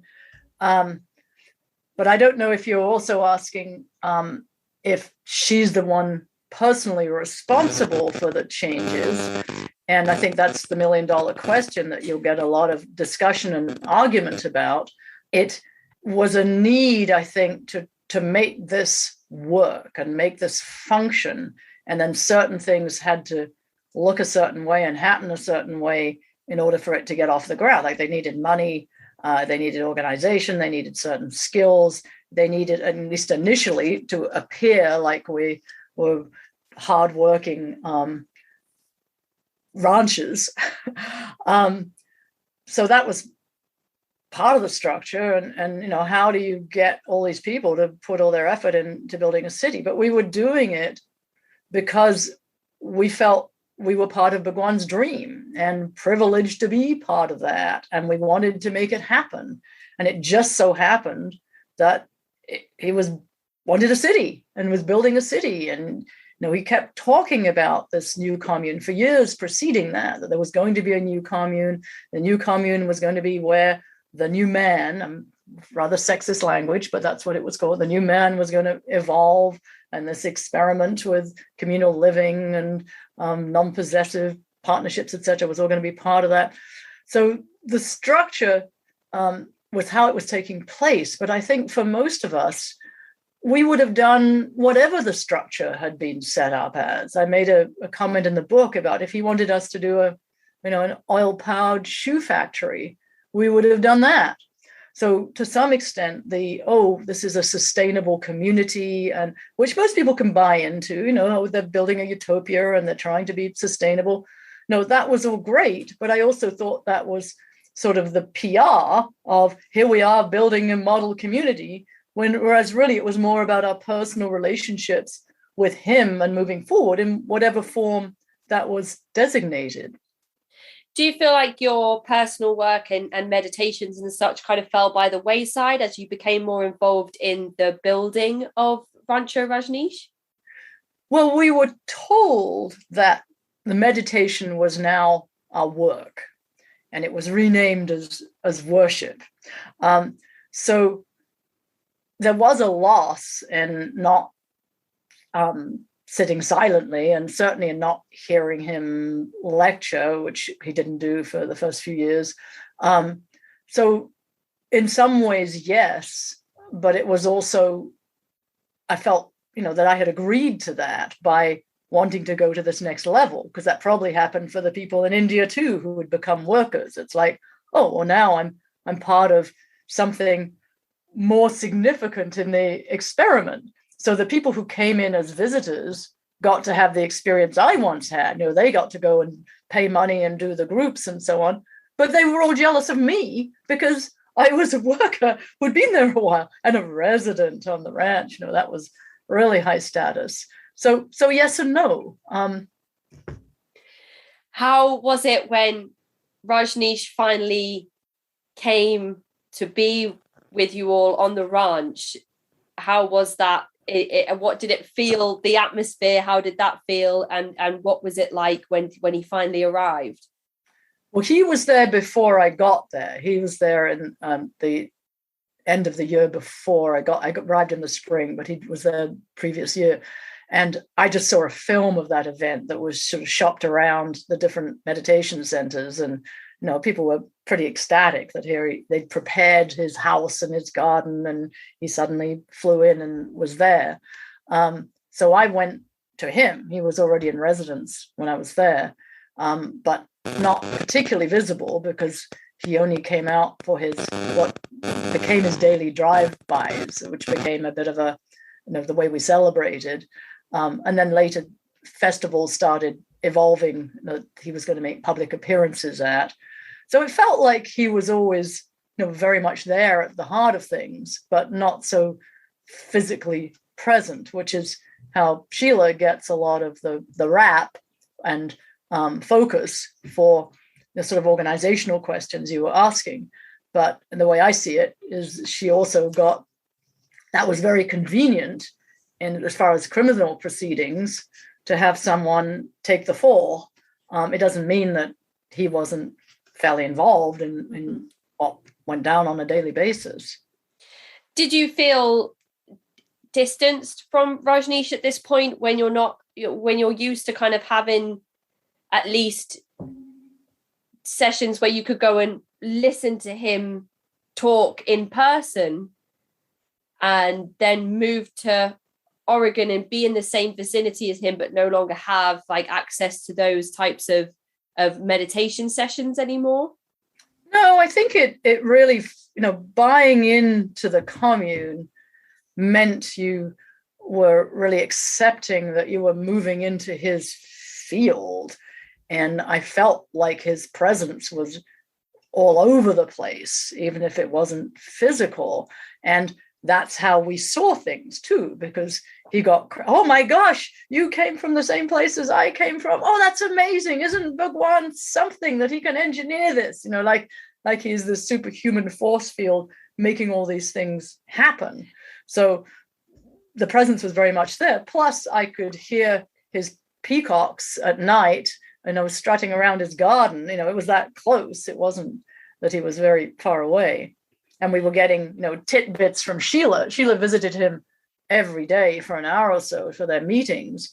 And then she would hold meetings with us and pass on what he'd said and what he wanted to have done differently, and various bits of information. So it didn't feel that he was a long way away, because this was about, and I guess that answers the meditation question too, because there's a certain zoning out if you're into the high of a meditation, sort of a spiritual experience, as I thought of it, which I would attribute to him because I was in the energetic field. And I think there's a lot of truth to that, because you're with all these thousands of other people, as it became, who have the same sort of feeling, the same commitment. So there is an energetic field going on, and people driving in would experience that. They would see all these laughing, happy people. I mean, you could see that from Wild Wild Country. It was a force field of a certain kind. It's interesting there that Sheila's kind of feeding back information from Rajneesh directly at that point as well, because I suppose you're supposed to see Bhagwan Shree Rajneesh as a channel to the divine. So he's kind of like the intermediary between those two things. But now Sheila's become the interim between Rajneesh and his followers. And then he is then the next step to the divine and the channel between those two things. And it's almost as if by this point, the followers are so devout and so believing in Rajneesh and so unwavering in their devotion to him that he no longer needs to make those public appearances, because people do the work for him. Everybody's like, oh, all of this stuff is here because of Rajneesh. He did all of these things for us. Oh, we've been blessed with this bread today because of Rajneesh is with us and he's near us. And it's almost like he doesn't need to do anything anymore because everybody else is doing it for him. If somebody new arrives who maybe didn't go over to India and have those personal sessions with him and have those almost transcendental experiences that you had, there are plenty of people around that have had those experiences that can then bring that person on board, almost through what we talk about a lot on the show around sort of conformity. And no shortage of photos and videos and footage like that. That was complete immersion, because you weren't seeing photos of other people or watching films about other people. Something that's happened in a few movements that I've researched as well is that past sessions will be played around the different areas of the commune or the camp on speakers. I don't know if that was something that ever happened on the ranch. No, you went to hear, it was a specific time something would be played. Right. But I guess I also felt like, I don't need to hear that anymore. That's how we got people to come to him. Now I'm in here. This is all about how I witness my thoughts as I'm angry with my boss, or how I witness my thoughts as I'm being more open or less open, and trusting, this crappy boss must be the right person for me to be working with, because Bhagwan knows what goes on. He must have put her in this position and ascribing all that power to him. And like you said there, to kind of have that level of trust, it must be quite an exceptional thing, because that moment in the book where the accusations come forward that there are some nefarious things going on sort of on the underbelly of the community, it's almost like implausible and impossible for you to comprehend any of those things that come through. So for anybody that's not familiar with Bhagwan Shree Rajneesh or his movement, I didn't know if you could give us a brief summary of some of the accusations and events that came forward about the ranch itself and some of the things that happened around the ranch. I would say it took the Way brothers 6 episodes to convey that. So I highly recommend Wild Wild Country, because that's really their focus. They took all the legal and political aspects and exposed that and went into it in a great deal of detail. And it was something that was very challenging writing the book, because I felt like, oh, this is so complicated. Who the hell is going to be interested in what land use lawsuits we were fighting and what immigration lawsuits we were fighting? And then that documentary came out when I was in the middle of this. And I thought, oh, they actually made it interesting. People care.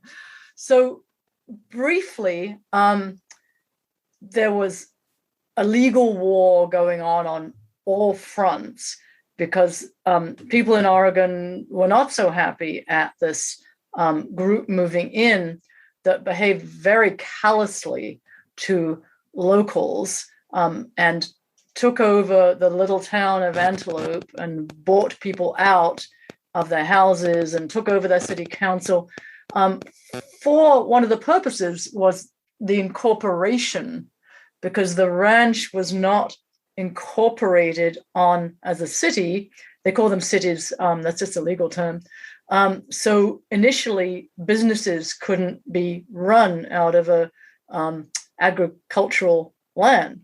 So they wanted Antelope to be able to have bookshops and sell things.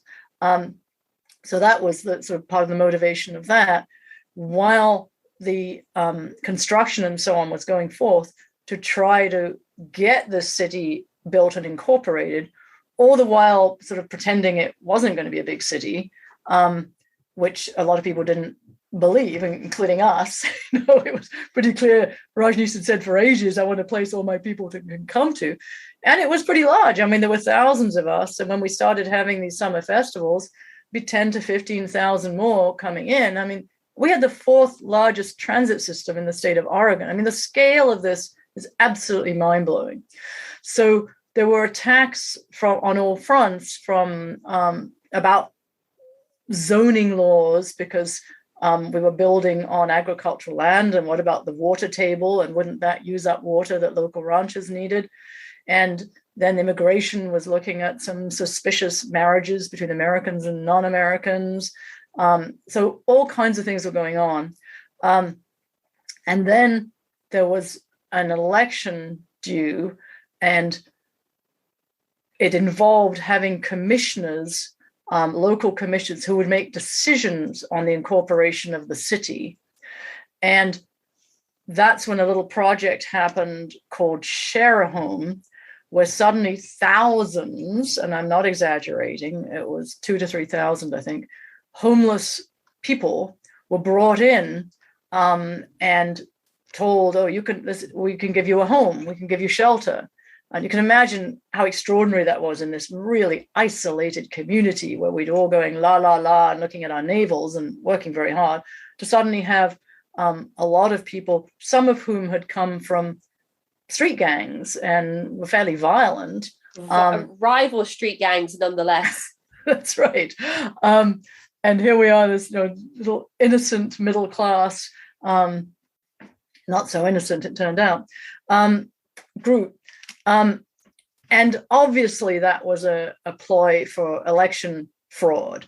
And it didn't come off in the end. You got to stop me, because these crimes go on forever. So I don't know how many you want me to name. No, I think you're giving us like a great sort of, again, another great overview of the entire thing. And you did mention again the Netflix documentary Wild Wild Country, which I'm not sure if it's still available to watch now, but I'm sure that there is a way to watch it if it's not currently listed on Netflix. But it's a 6-part docuseries about all of the things that you've just mentioned there, and a few other things that basically seal the fate of the ranch eventually. But in the book where you talk about the Share a Home project, it's terrifying to read that from your perspective and know that your kind of safe insular community is about to be infiltrated by people that you don't know. And then in my mind, I was thinking, but I shouldn't feel that way because I don't want to be in this insular community, but I do feel like I'm kind of invested in it now. And it was a strange thing to read, and then it was stranger for me then, because you actually went on to say out loud, like, I don't feel safe here right now.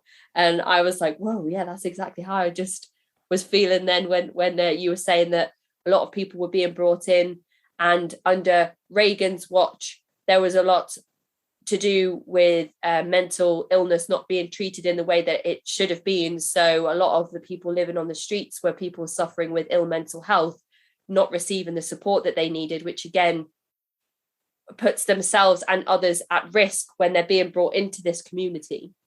Right. And some of them were great. I mean, it's a bunch of people, it's going to vary. And some of them were really happy to be there and were enjoying it. And in some ways, it really did shake up our middle class, largely white complacency. And some people, made friends and lasting relationships with some of the share-a-homers. And it was indiscriminate. There were people who were psychotic, and there were people taking dumps on the sidewalk or, not in the toilets. And there were people being violent towards women or, pinching bottoms or whatever they were doing on the buses, which we had no experience with before. So that was a shock. I didn't personally work with share-a-homers, but I know it was a huge challenge for those who were trying to keep some sort of order.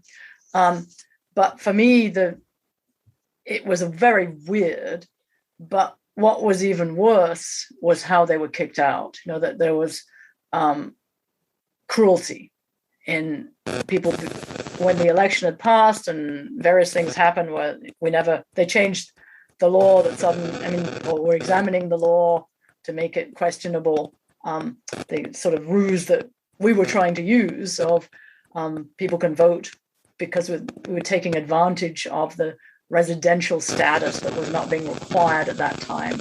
And then suddenly someone caught on and said, we are going to really look at the people who are voting more closely. And suddenly no one's voting anymore. And then suddenly these thousands who'd been told, this is your home. And, they were given clothes, they were given food, they were given medication. There were a lot of bonuses in some ways as winter was approaching. Sheila held a meeting and people were kicked out. And it was the first time I experienced something is really wrong here. This is cruel. This is unkind. We're breaking our promise. There are people being kicked out who didn't want to leave. Not everyone was kicked out, but vast majority. And I later found out that they were also doing very cruel things like taking their coats off the people kicked out. So, just absolutely unjustifiable cruelty, and then dumping people in nearby towns. So that was my first experience of what the hell is going on? This is not loving. This is not kind. This is not who we are. I don't understand. Kind of, you talk a bit in the book about the cognitive dissonance coming in at that point, having those two thoughts at the same time, sort of like you wanting to remain loyal on your journey with Rajneesh, but also understanding that what was happening to those people was unjust, and there had to be a better way to handle that situation. And it's almost like obviously coming across at that point, now we can't use you for your votes.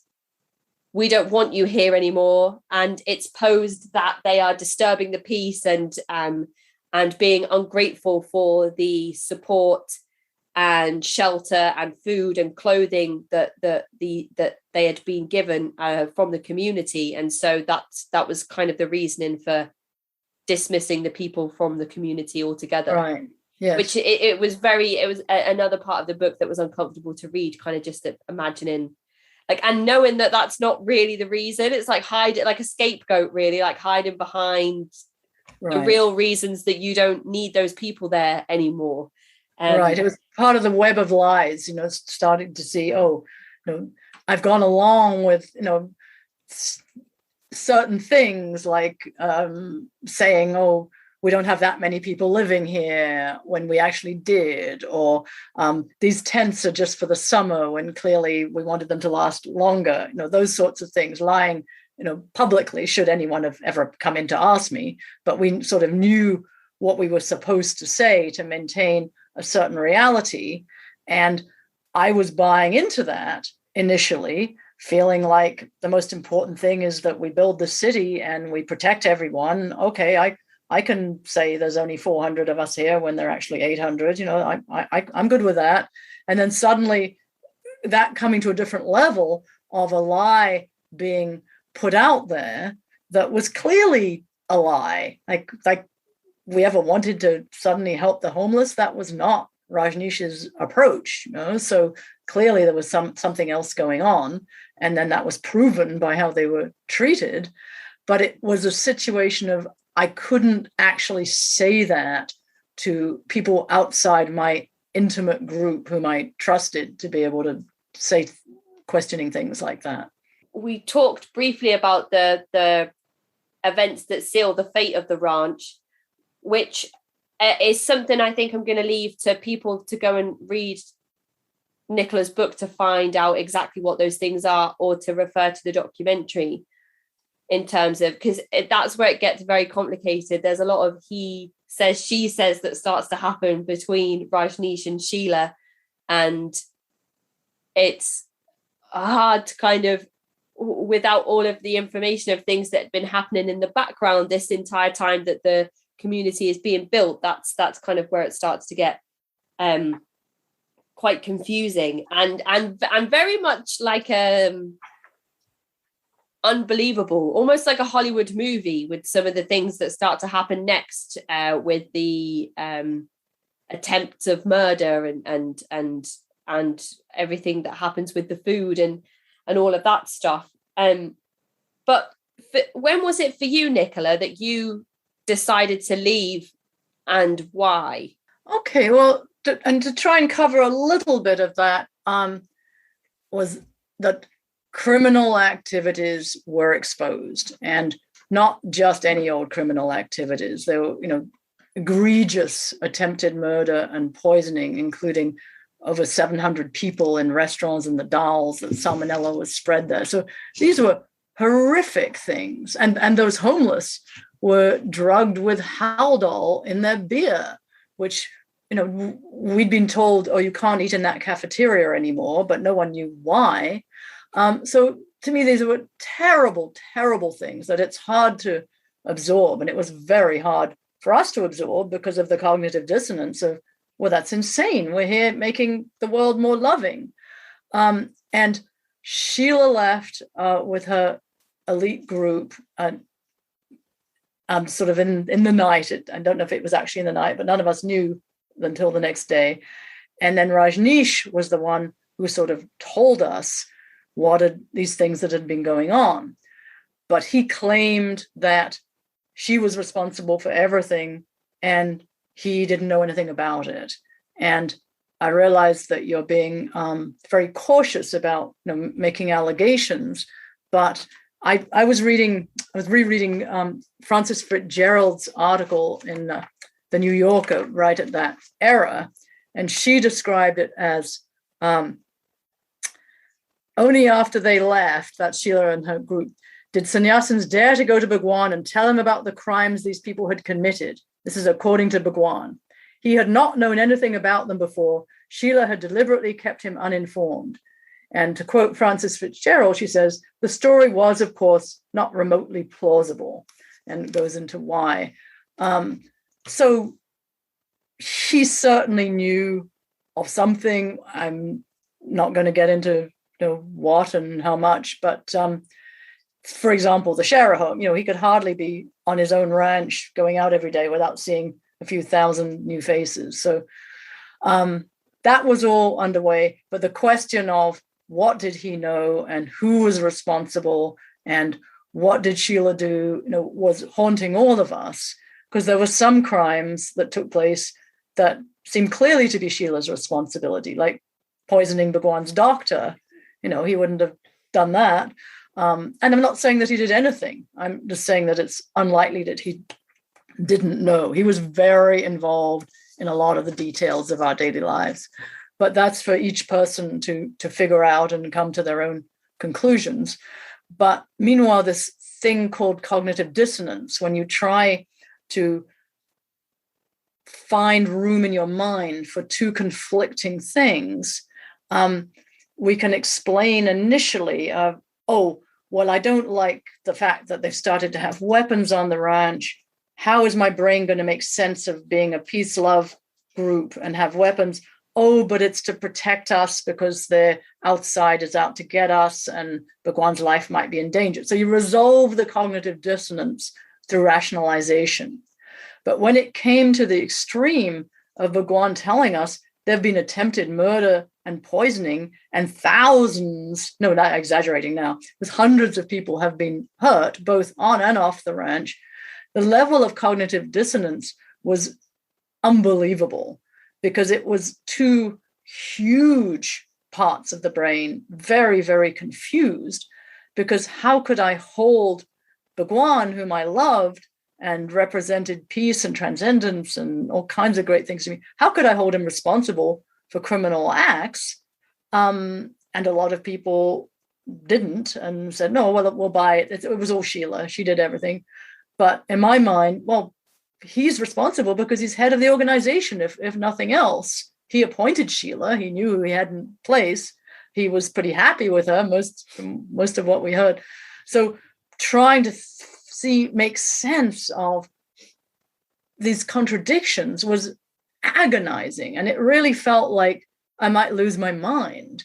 And looking at the dazed faces around me, we were all processing this stuff that shattered our belief system, because we'd gone into this with the understanding of we were in a spiritual enterprise that was challenging belief systems that had been imposed by society, that we were questioning belief systems in order to find what was really true. And we all bought into that. And we were thinking we were getting unconditioned from social conditioning. So it's gradually was dawning on me of, another belief system walked in there while I wasn't noticing. How bizarre is that? I thought I didn't have a belief system, but I do. I believe that Bhagwan can't do any harm or whatever it was. I believe that. And now that's being challenged. I must have formed another belief system. So it was really like the structure of reality itself was being challenged and crumbling, and really scary to try and figure out, what was what and who did what and who was responsible, and how do I maintain my love for this guru? How do I maintain my understanding that I had these great experiences, or did I? So everything was out there. So you ask when I left, but I didn't really leave. He left. He, first of all, tried to leave sort of surreptitiously, and then was caught and imprisoned and came back, and then made a plea bargain and left.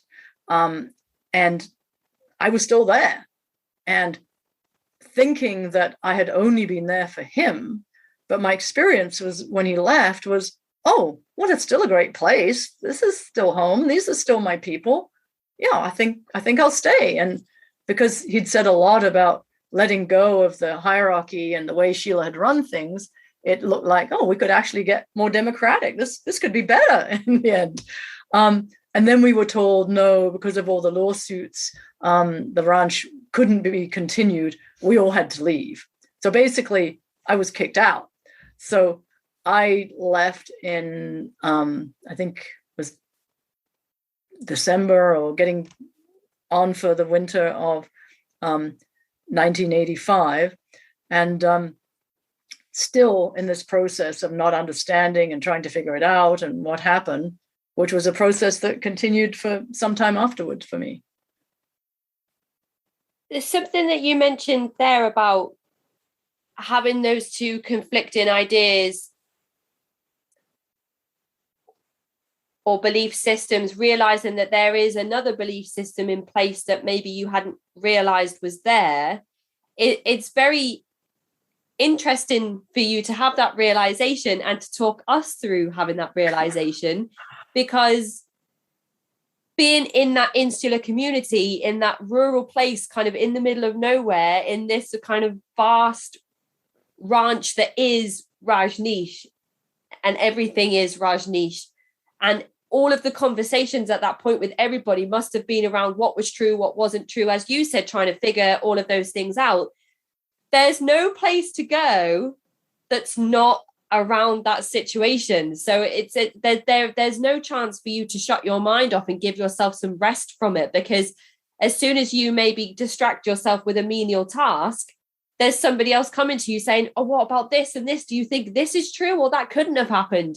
And it's almost like there must have been no chance for you to have any breathing space. So then for you to have that realization that there is another belief system there, or you are kind of agreeing and disagreeing with yourself at the same time, it's maybe something that was always there but had been buried through the work that you'd been doing, and had just through some of the things that Sheila and Rajneesh had gone on to do and say, that small thing kind of had a chance to come back to the forefront a little bit and gain or regain some space in that kind of conversation and in a monologue. So for you to have that realization and then talk us through how that is like, it's like layers and layers of the complexities of the mind.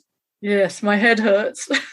Yes, and it's just it's like another one of those cycles that just goes round and round and round, because then you kind of ignore that belief system because you're here because you believe in Rajneesh and you're there to be with him and his community and world that he wants to build. But then why would he let these things happen if that's the community he wants to have, and so on and so forth. Yes. Until you don't really get any answers. But of course, there is a moment in the book where Rajneesh speaks to you all directly and starts to openly talk about radical ideas that do not fit with his message or ideologies or things that he had told you were his visions of the future. And so that's kind of what I meant by your snapping moment. And I know that people have different words for it, sort of like the veil being lifted, or the rose-tinted glasses come off, or whatever way people have experienced this. They wake up and but the kind of snapping moment where you realize that, oh, actually this is something's very wrong and I don't know if I want to be here anymore. And that's the first time you actually said it kind of out loud. How was that for you to kind of go through that? Well, it was devastating.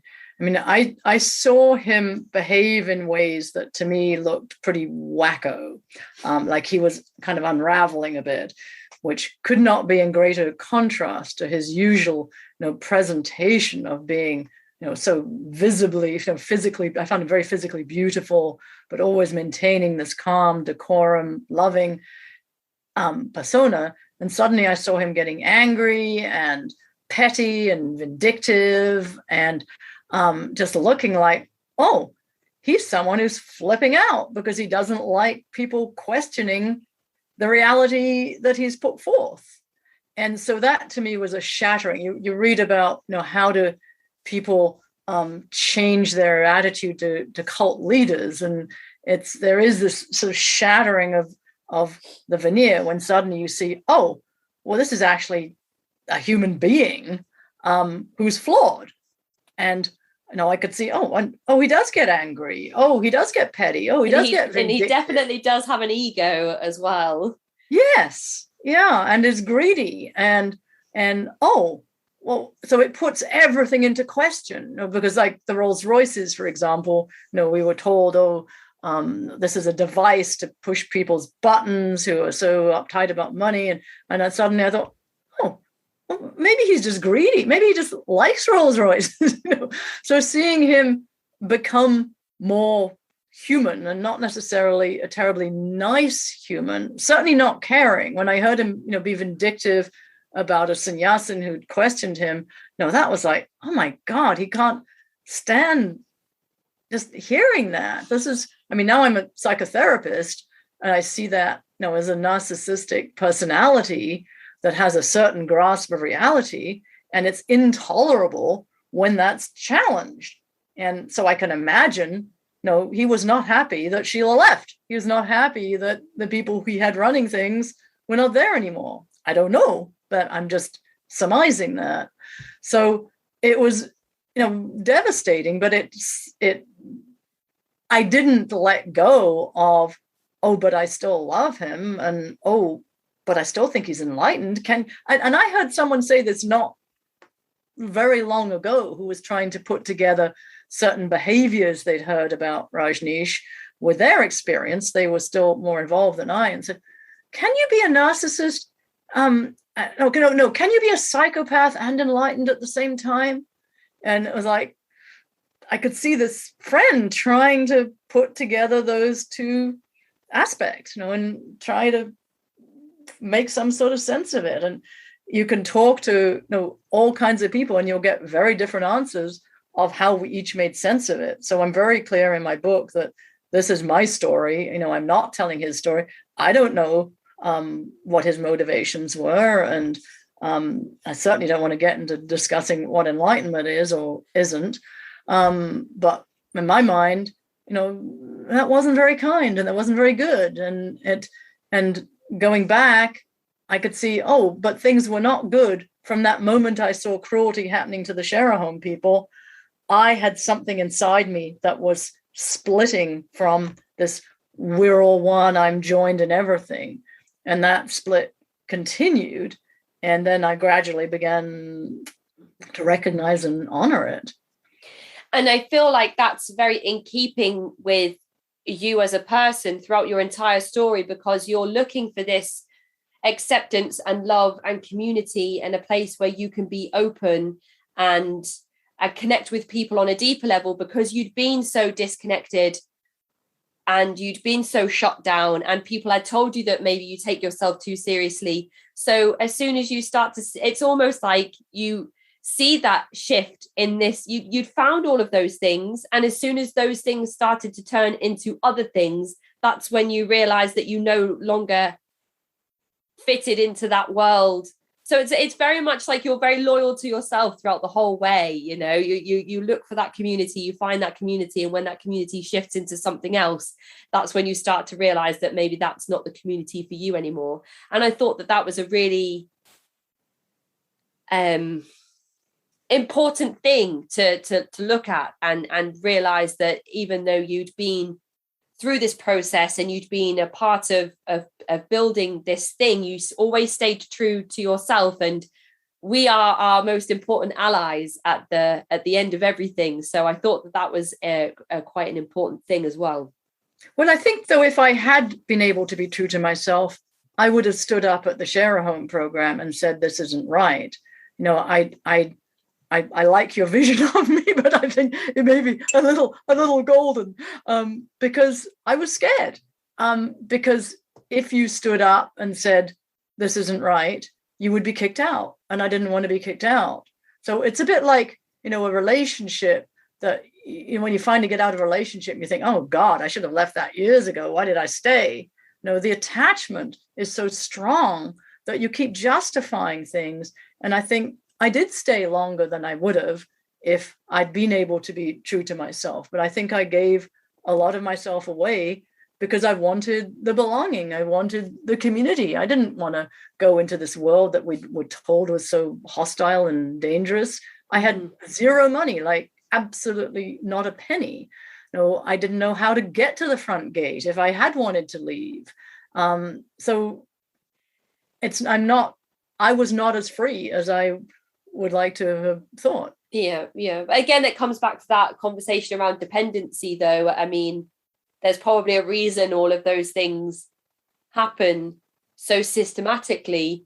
And there is a point in the book where you do stand up and talk, about how you think and feel, and somebody then says thank you to you for doing that. So you do need to also cut yourself some slack for that as well, because you've said there, I would have stood up and voiced my opinions on what was happening to these people when they were being turfed out of the community. But it takes some time, but you do eventually, that does happen. You do stand up and speak about what you believe in.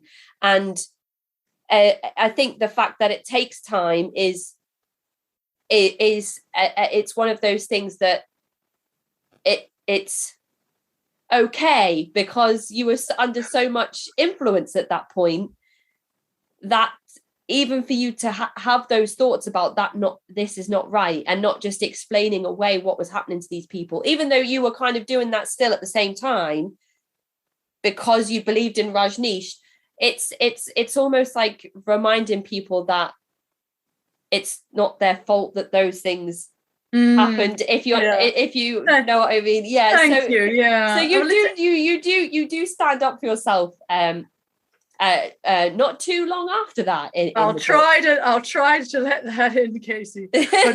But coming out is really, as in many kinds of coming out, it's a long, involved process. Because in a way, when you say you do stand up for yourself, I feel like I'm doing it now.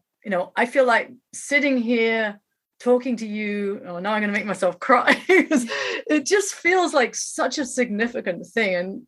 And it's taken me many years to be able to say, I want to tell my story. And when you're talking about a cult or a minority religious group, however you choose to look at it, you're going to piss people off. I feel like having this conversation with you and publishing my memoir is an enormous risk. People are going to hate me for saying my truth, because they'll take it as an insult to their belief system and their beloved guru. But I feel like while I'm on the planet and while we're all on the planet, we have a right to tell our stories, and it's important to. And it does upset me that the Osho movement, which I don't know much about and I haven't been involved in, but from what I understand, they're really pretty divorced from Oregon and Rajneesh. And I met an Indian who'd been to the ashram in Pune not long ago, and he had no idea that Osho and Rajneesh were the same person. And so I don't really like that whitewashing of history. Whatever wonderful experiences people may have had with Osho since, and however, I feel like I want to respect people's own journeys, and I'm not going to mess with anyone's belief system, but I want to be able to tell my experience without the fear of their censure stopping me, and without the fear of the organization stopping me. And that's held a lot of us back. And I feel like if I can do it, that's also encouraging other people to tell their stories who had much worse experiences than I did. I had a pretty positive experience, but I'm a therapist. I've worked with cult survivors, among other people, and I've seen a lot of damaged folks. And I think it's up to us who maybe have a voice and like writing and can get someone like you to listen to them, to tell the stories. And I'm grateful for this opportunity. It's incredibly important that there are people like you who are willing to sit down and be vulnerable and go through the motions of telling your story, though, because it's not just, I know that the book is called A Slice of Orange, and the main bulk of the book is around your journey in India and Oregon, but it's also about other experiences that you've had that are so important to highlight and to empower other people, to allow them to have their own voice to come forward and talk about things like sexual assault and rape, and to talk about being in relationships and then having hurtful relationships because those people are having relations with other people, and understanding how difficult it is to grow up with difficult parents. I don't want to give them a word because that's not my place, but to grow up with relationships that are difficult, to even grow up in a religious setting away from home, that the perspective and experience that you've given there may be so different to somebody else. It may give them a chance to realize that not everybody had a really difficult time growing up in a convent, and some people's experiences were relatively positive and they met good role models along the way. Because there are some really difficult stories out there from people that have grown up in religious boarding schools and convents. And even what you said about the performance where you let someone read your work that you had written and you really enjoyed writing, and you had this really vulnerable experience where you allowed somebody to read the work that you had written, and they asked for permission to take your work and to create a physical piece of theatre out of it. And at the same time, you created your piece of theatre out of your writing, and you said you'd perform them at the same time and then compare them. And a lot of it was around the trauma that you experienced in Morocco, and you took that and it felt cathartic, and it was a beautiful performance. And then this person took your writing and almost abused it because he interpreted it in a way that it was never supposed to be interpreted. And he said that was your fault because you should never leave your work open to interpretation. And he took your love of writing away from you for years and years. And now you've written this memoir, and that is a huge thing. And I feel like you are telling people that, you're scared to put your writing out, and you are worried about what other people will think, and perhaps even worried about insulting other people and their own spiritual beliefs. But at the same time, like, your story is not just about that experience with Bhagwan Shree Rajneesh. It is so much more. Somebody took away your love of writing, and having a creative outlet is so extremely important, especially to people that suffer with ill mental health or trauma or PTSD. And for somebody to do that to you, and then for you years later, after all this experience that you had with Rajneesh, to come out of the other end of it and to write a memoir about your life, and to be open with the people that you are allowing to read this work, I think it's just incredible. And I really do think that it's so empowering, not only for you, but for other people who may be thinking about writing or talking about their own experiences. To know that you've had these experiences yourself, where you have been shattered and where you have had your trust broken by somebody who you admired, when he took your work and did something he never should have done with it, and then said it was your own fault. It's just, I think it's great. And I think that if you can talk us through all of these experiences and write a book about it, and then come on to speak with me on the podcast about all of the things, I just think, it's a very positive message for anybody else that may be thinking about telling their story, or wondering about how they can have a creative outlet of their own, even if they've been dismissed in the past. And it's probably a good place for me to mention that earlier, when I said that the book opens and you're very open with your reader about your life and the way that things are. And it has to be that way in order for us to fully appreciate all of your experiences. It's another thing about young people and having these experiences. And even for people that have had similar experiences like that, I mean, your book is just so much more than Rajneesh. And I think it's so important to say that. And it comes back to that thing that I always say about your life is not defined by the time that you have spent in a movement. You don't have to be defined by that in any way. And it's almost like when people say, don't be defined by your diagnosis. I feel like this is the same sort of thing.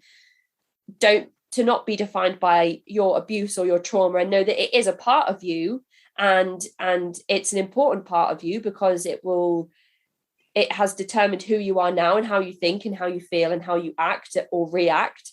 But it doesn't have to be everything that you are, because you are so much more than that. Yeah. And I love what you're saying, and I really appreciate the encouragement and support that you're naming. And it's actually how I came up with the title of the book, because I was explaining to someone, I don't want my book to just be about Rajneesh. That wasn't my whole life. It was just a piece of my life. It was just like a slice of the whole orange. So that's what came out of my mouth. And obviously it's like a double entendre, because everyone walks around wearing orange, right? or almost everyone wears orange, some kind of variation of. But something else that you said there as well about recovery or reintegration after being involved in one of these groups is that even though you had that moment where you did stand up and voice your thoughts and opinions on something, that wasn't you then, recovered from your experience just because you had that moment. You're still working on it now. You're working on it through your writing. You're working on it through these types of conversations and with your really supportive and loving husband, Ron. It even though it's been a long time since you were involved with Rajneesh, it's still a process that you are working on now. So it's not something people should put pressure on themselves. There's no timeline. There's no deadline.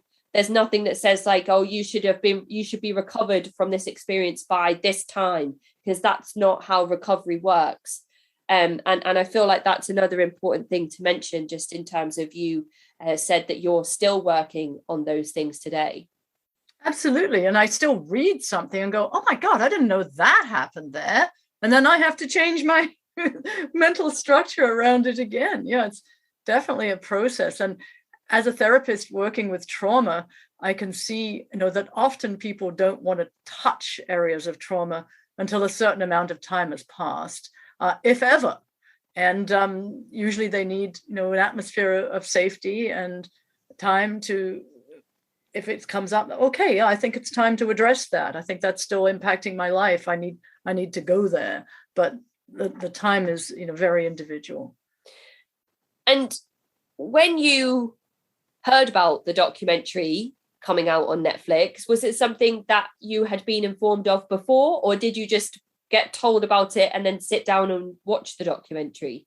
I just read that it was coming in the newspaper or something and had to go out and get Netflix and connect the TV because I was so excited about it, and got together with some other close friends who'd also been in Rajneesh program. So we just sat down, and it's the only thing I've ever binge watched. I was absolutely fascinated, even though I know what was going to happen. It's still exciting. As actually, I find my own memoir when I'm reading and thinking, oh, there's a certain momentum. This is exciting. What's going to happen? I know what's going to happen. So I thought the documentary was fabulous. And I think it really did what it set out to do, which was explain the whole legal situation and what came down.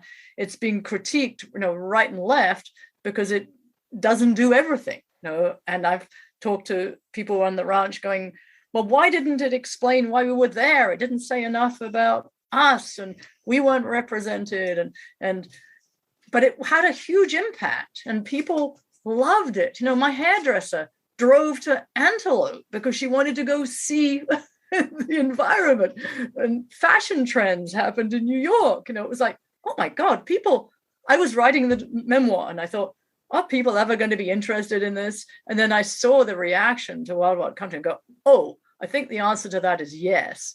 And then I read some of the online commentary, and people were saying, well, this is very interesting, but we don't know why someone would have been attracted to that, or what happened to all those people afterwards. And I thought, I'm writing about that. I can tell you those answers. So it made me really feel that there was actually a market and an interest, and encouraged me to get on with finishing the book. And something that me and Ronit spoke about when we were on the show was that she wanted to watch it, but she didn't. And she wanted to look out for her mum, but she didn't. And she kind of was looking at some of the kind of background figures to see if she would do. Were you all looking for yourselves in the documentary? Of course. You have to stop it all the time and keep, there's so-and-so, there's so-and-so. I didn't see myself, but I saw plenty of other people.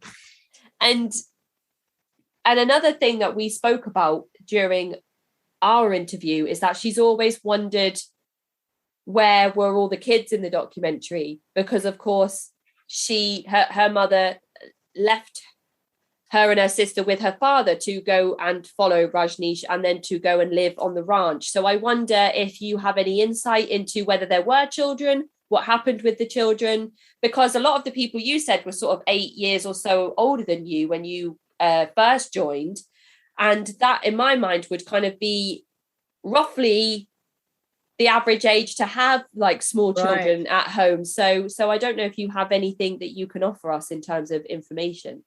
Yeah, I think it's a very good question, and I think the children got a raw end of the deal, because there were many people in Ronit's situation whose parents did not bring them, so they had that devastating loss of being severed from a parent or two parents. And Rajneesh was not particularly supportive of children. And he wanted his people to be available for him and for the work. And so he talked about, the children who came, he said were welcome, but it was certainly discouraged, not only to bring them, but to have them. So in India, there were a lot of sterilizations, and people were encouraged to be sterilized. And I was not part of that because I wasn't a worker. So I never felt any pressure. No one ever mentioned that to me. But it was something that was going on. So that shows you that having children was not a very smiled upon thing. And so our birth rate on the ranch, and probably in India too, was 0. There were no children born there. But there were some children. There were about 50, I think roughly 50 kids of different ages.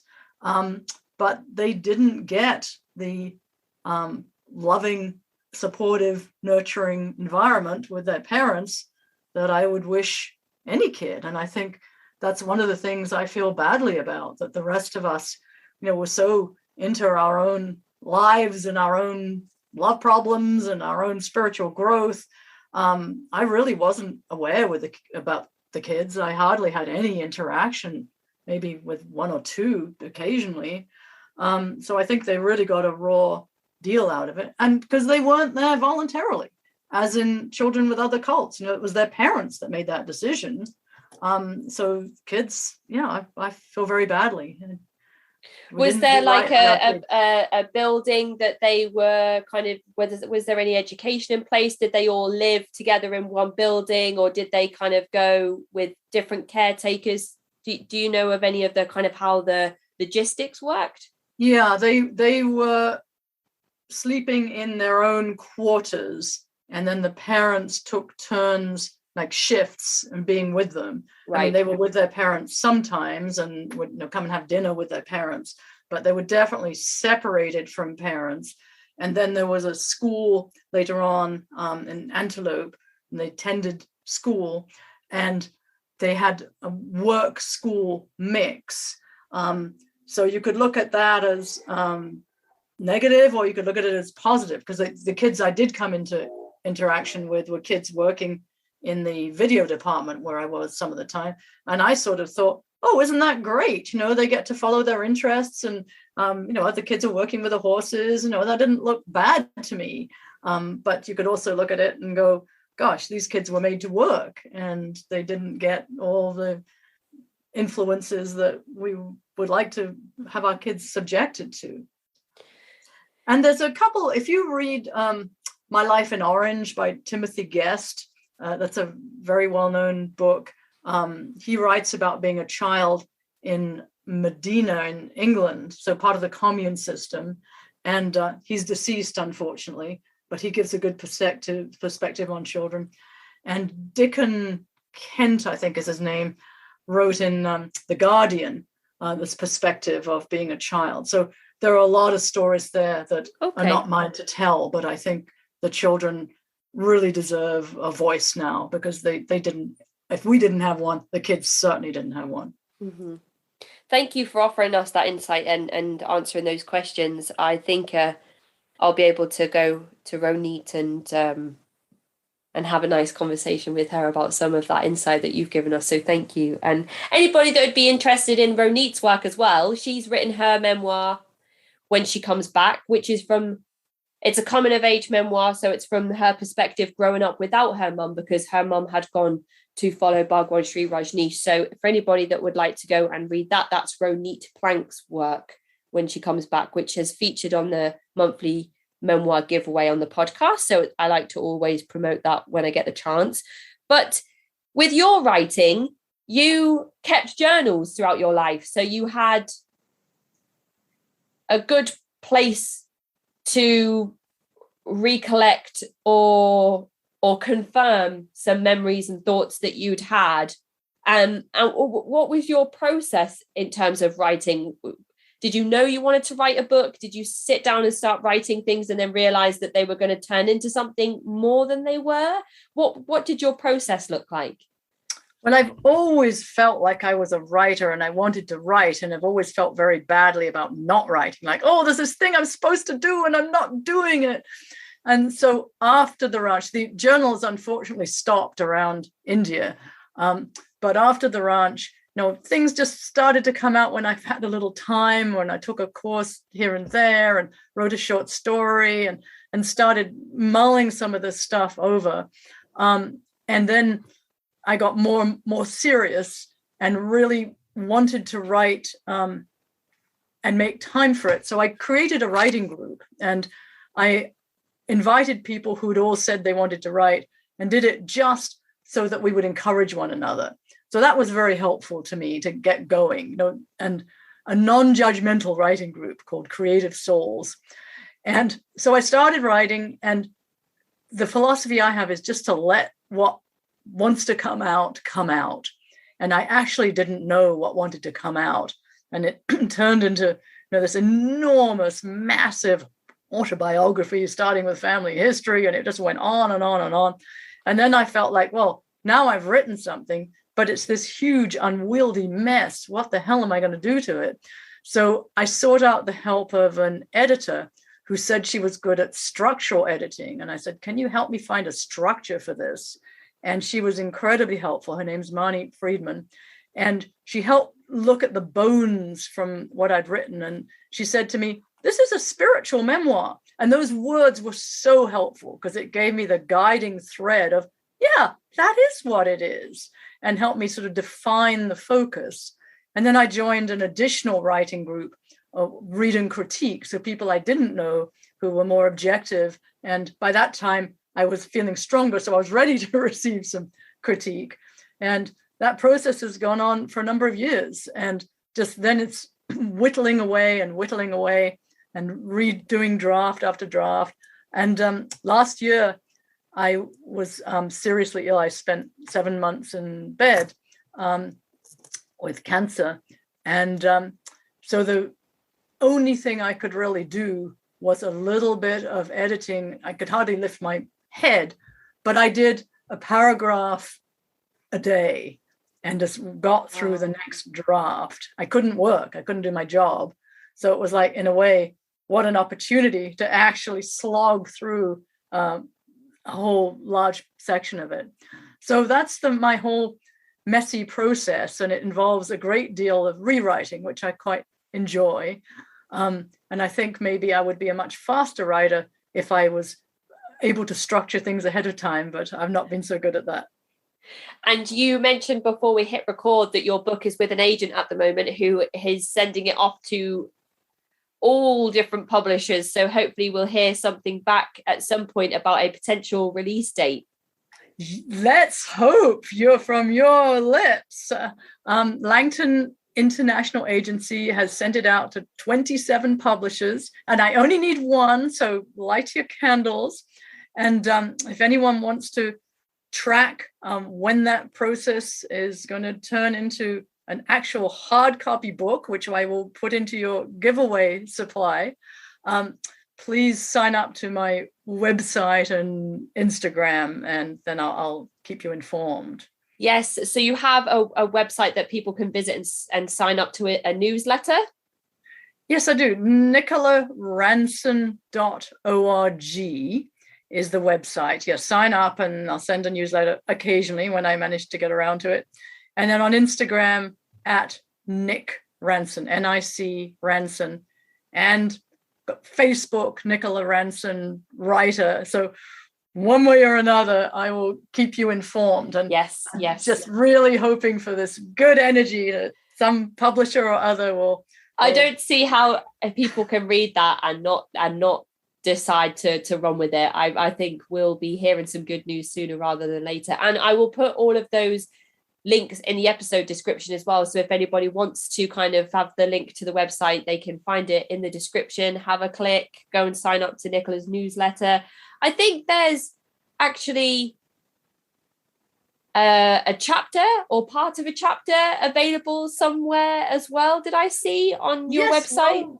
Well remembered. Because I've had 2 excerpts from the memoir win memoir competitions in San Diego at the San Diego Memoir Writers Organization. So one of them was performed live. So there's actually a video of that performance on my website. And it's called The Visit. It's when my parents came to visit me for 3 days in Rajneeshpuram, which was one of the most difficult 3 days of my life. So that's there, and you can buy the anthology that it's in. It's called Shaking a Tree. And then next year, there's going to be another episode about one of my Moroccan experiences coming out in next year's anthology. So that's incredible. It's like multidisciplinary, and I'm here for it. That's fantastic. So that has taken us to the end of our episode.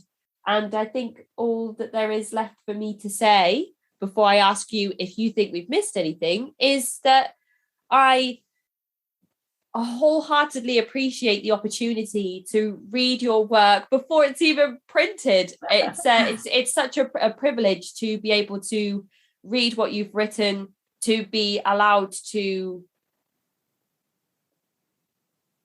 be a part of those experiences that you've had, to read something that's so raw and open and vulnerable, and to go on that journey with you, and then to have the opportunity to sit here and talk to you about the writing process and your work and those experiences in depth. It's really special for me, and I appreciate the work that you've done for other people, the work that you do as a psychotherapist.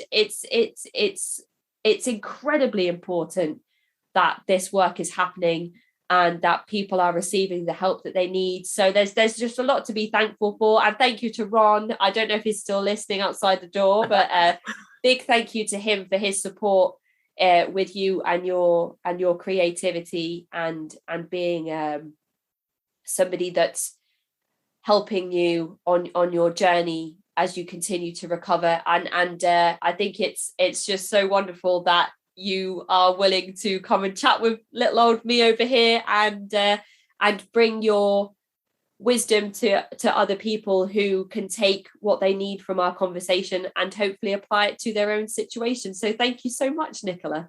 Oh, Casey, that's very sweet. And I'm incredibly grateful. You know, that there's just so much trauma in the world of various kinds. And you know, isn't it great we can be part of the healing and you know, what you're giving as an opportunity for people to tell their stories and just be heard is really a wonderful thing to be part of. So thank you so much.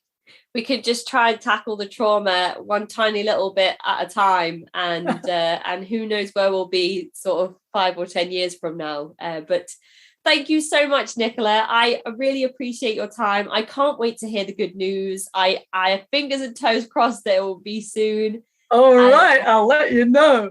I really do think that we'll have that. And I can't wait to record an episode and say, hello, listeners, just to let you know, Nicola's work's going to be published. And that'll be a great day. So thank you so much. And unjunk your sleep at Mattress Firm's Cyber Week sale and wake up a better you. Shop in-store or online and save up to $500 when you get a king bed for the price of a queen or a queen for a twin.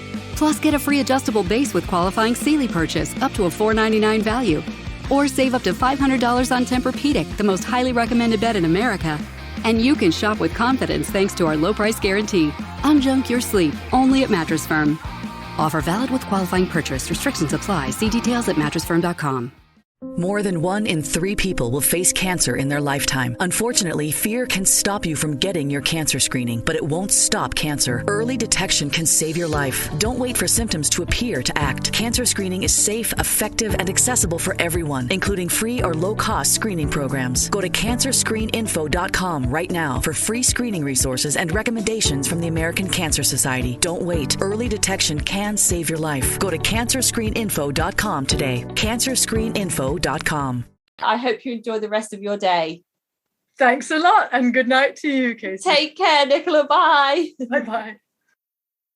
That is the end of this week's episode. If you'd like to get in touch, you can find me at cultvaultpodcast@gmail.com or follow me on Twitter and Instagram at cultvaultpod. I'm your speaker, Casey, and this has been the Cult Vault.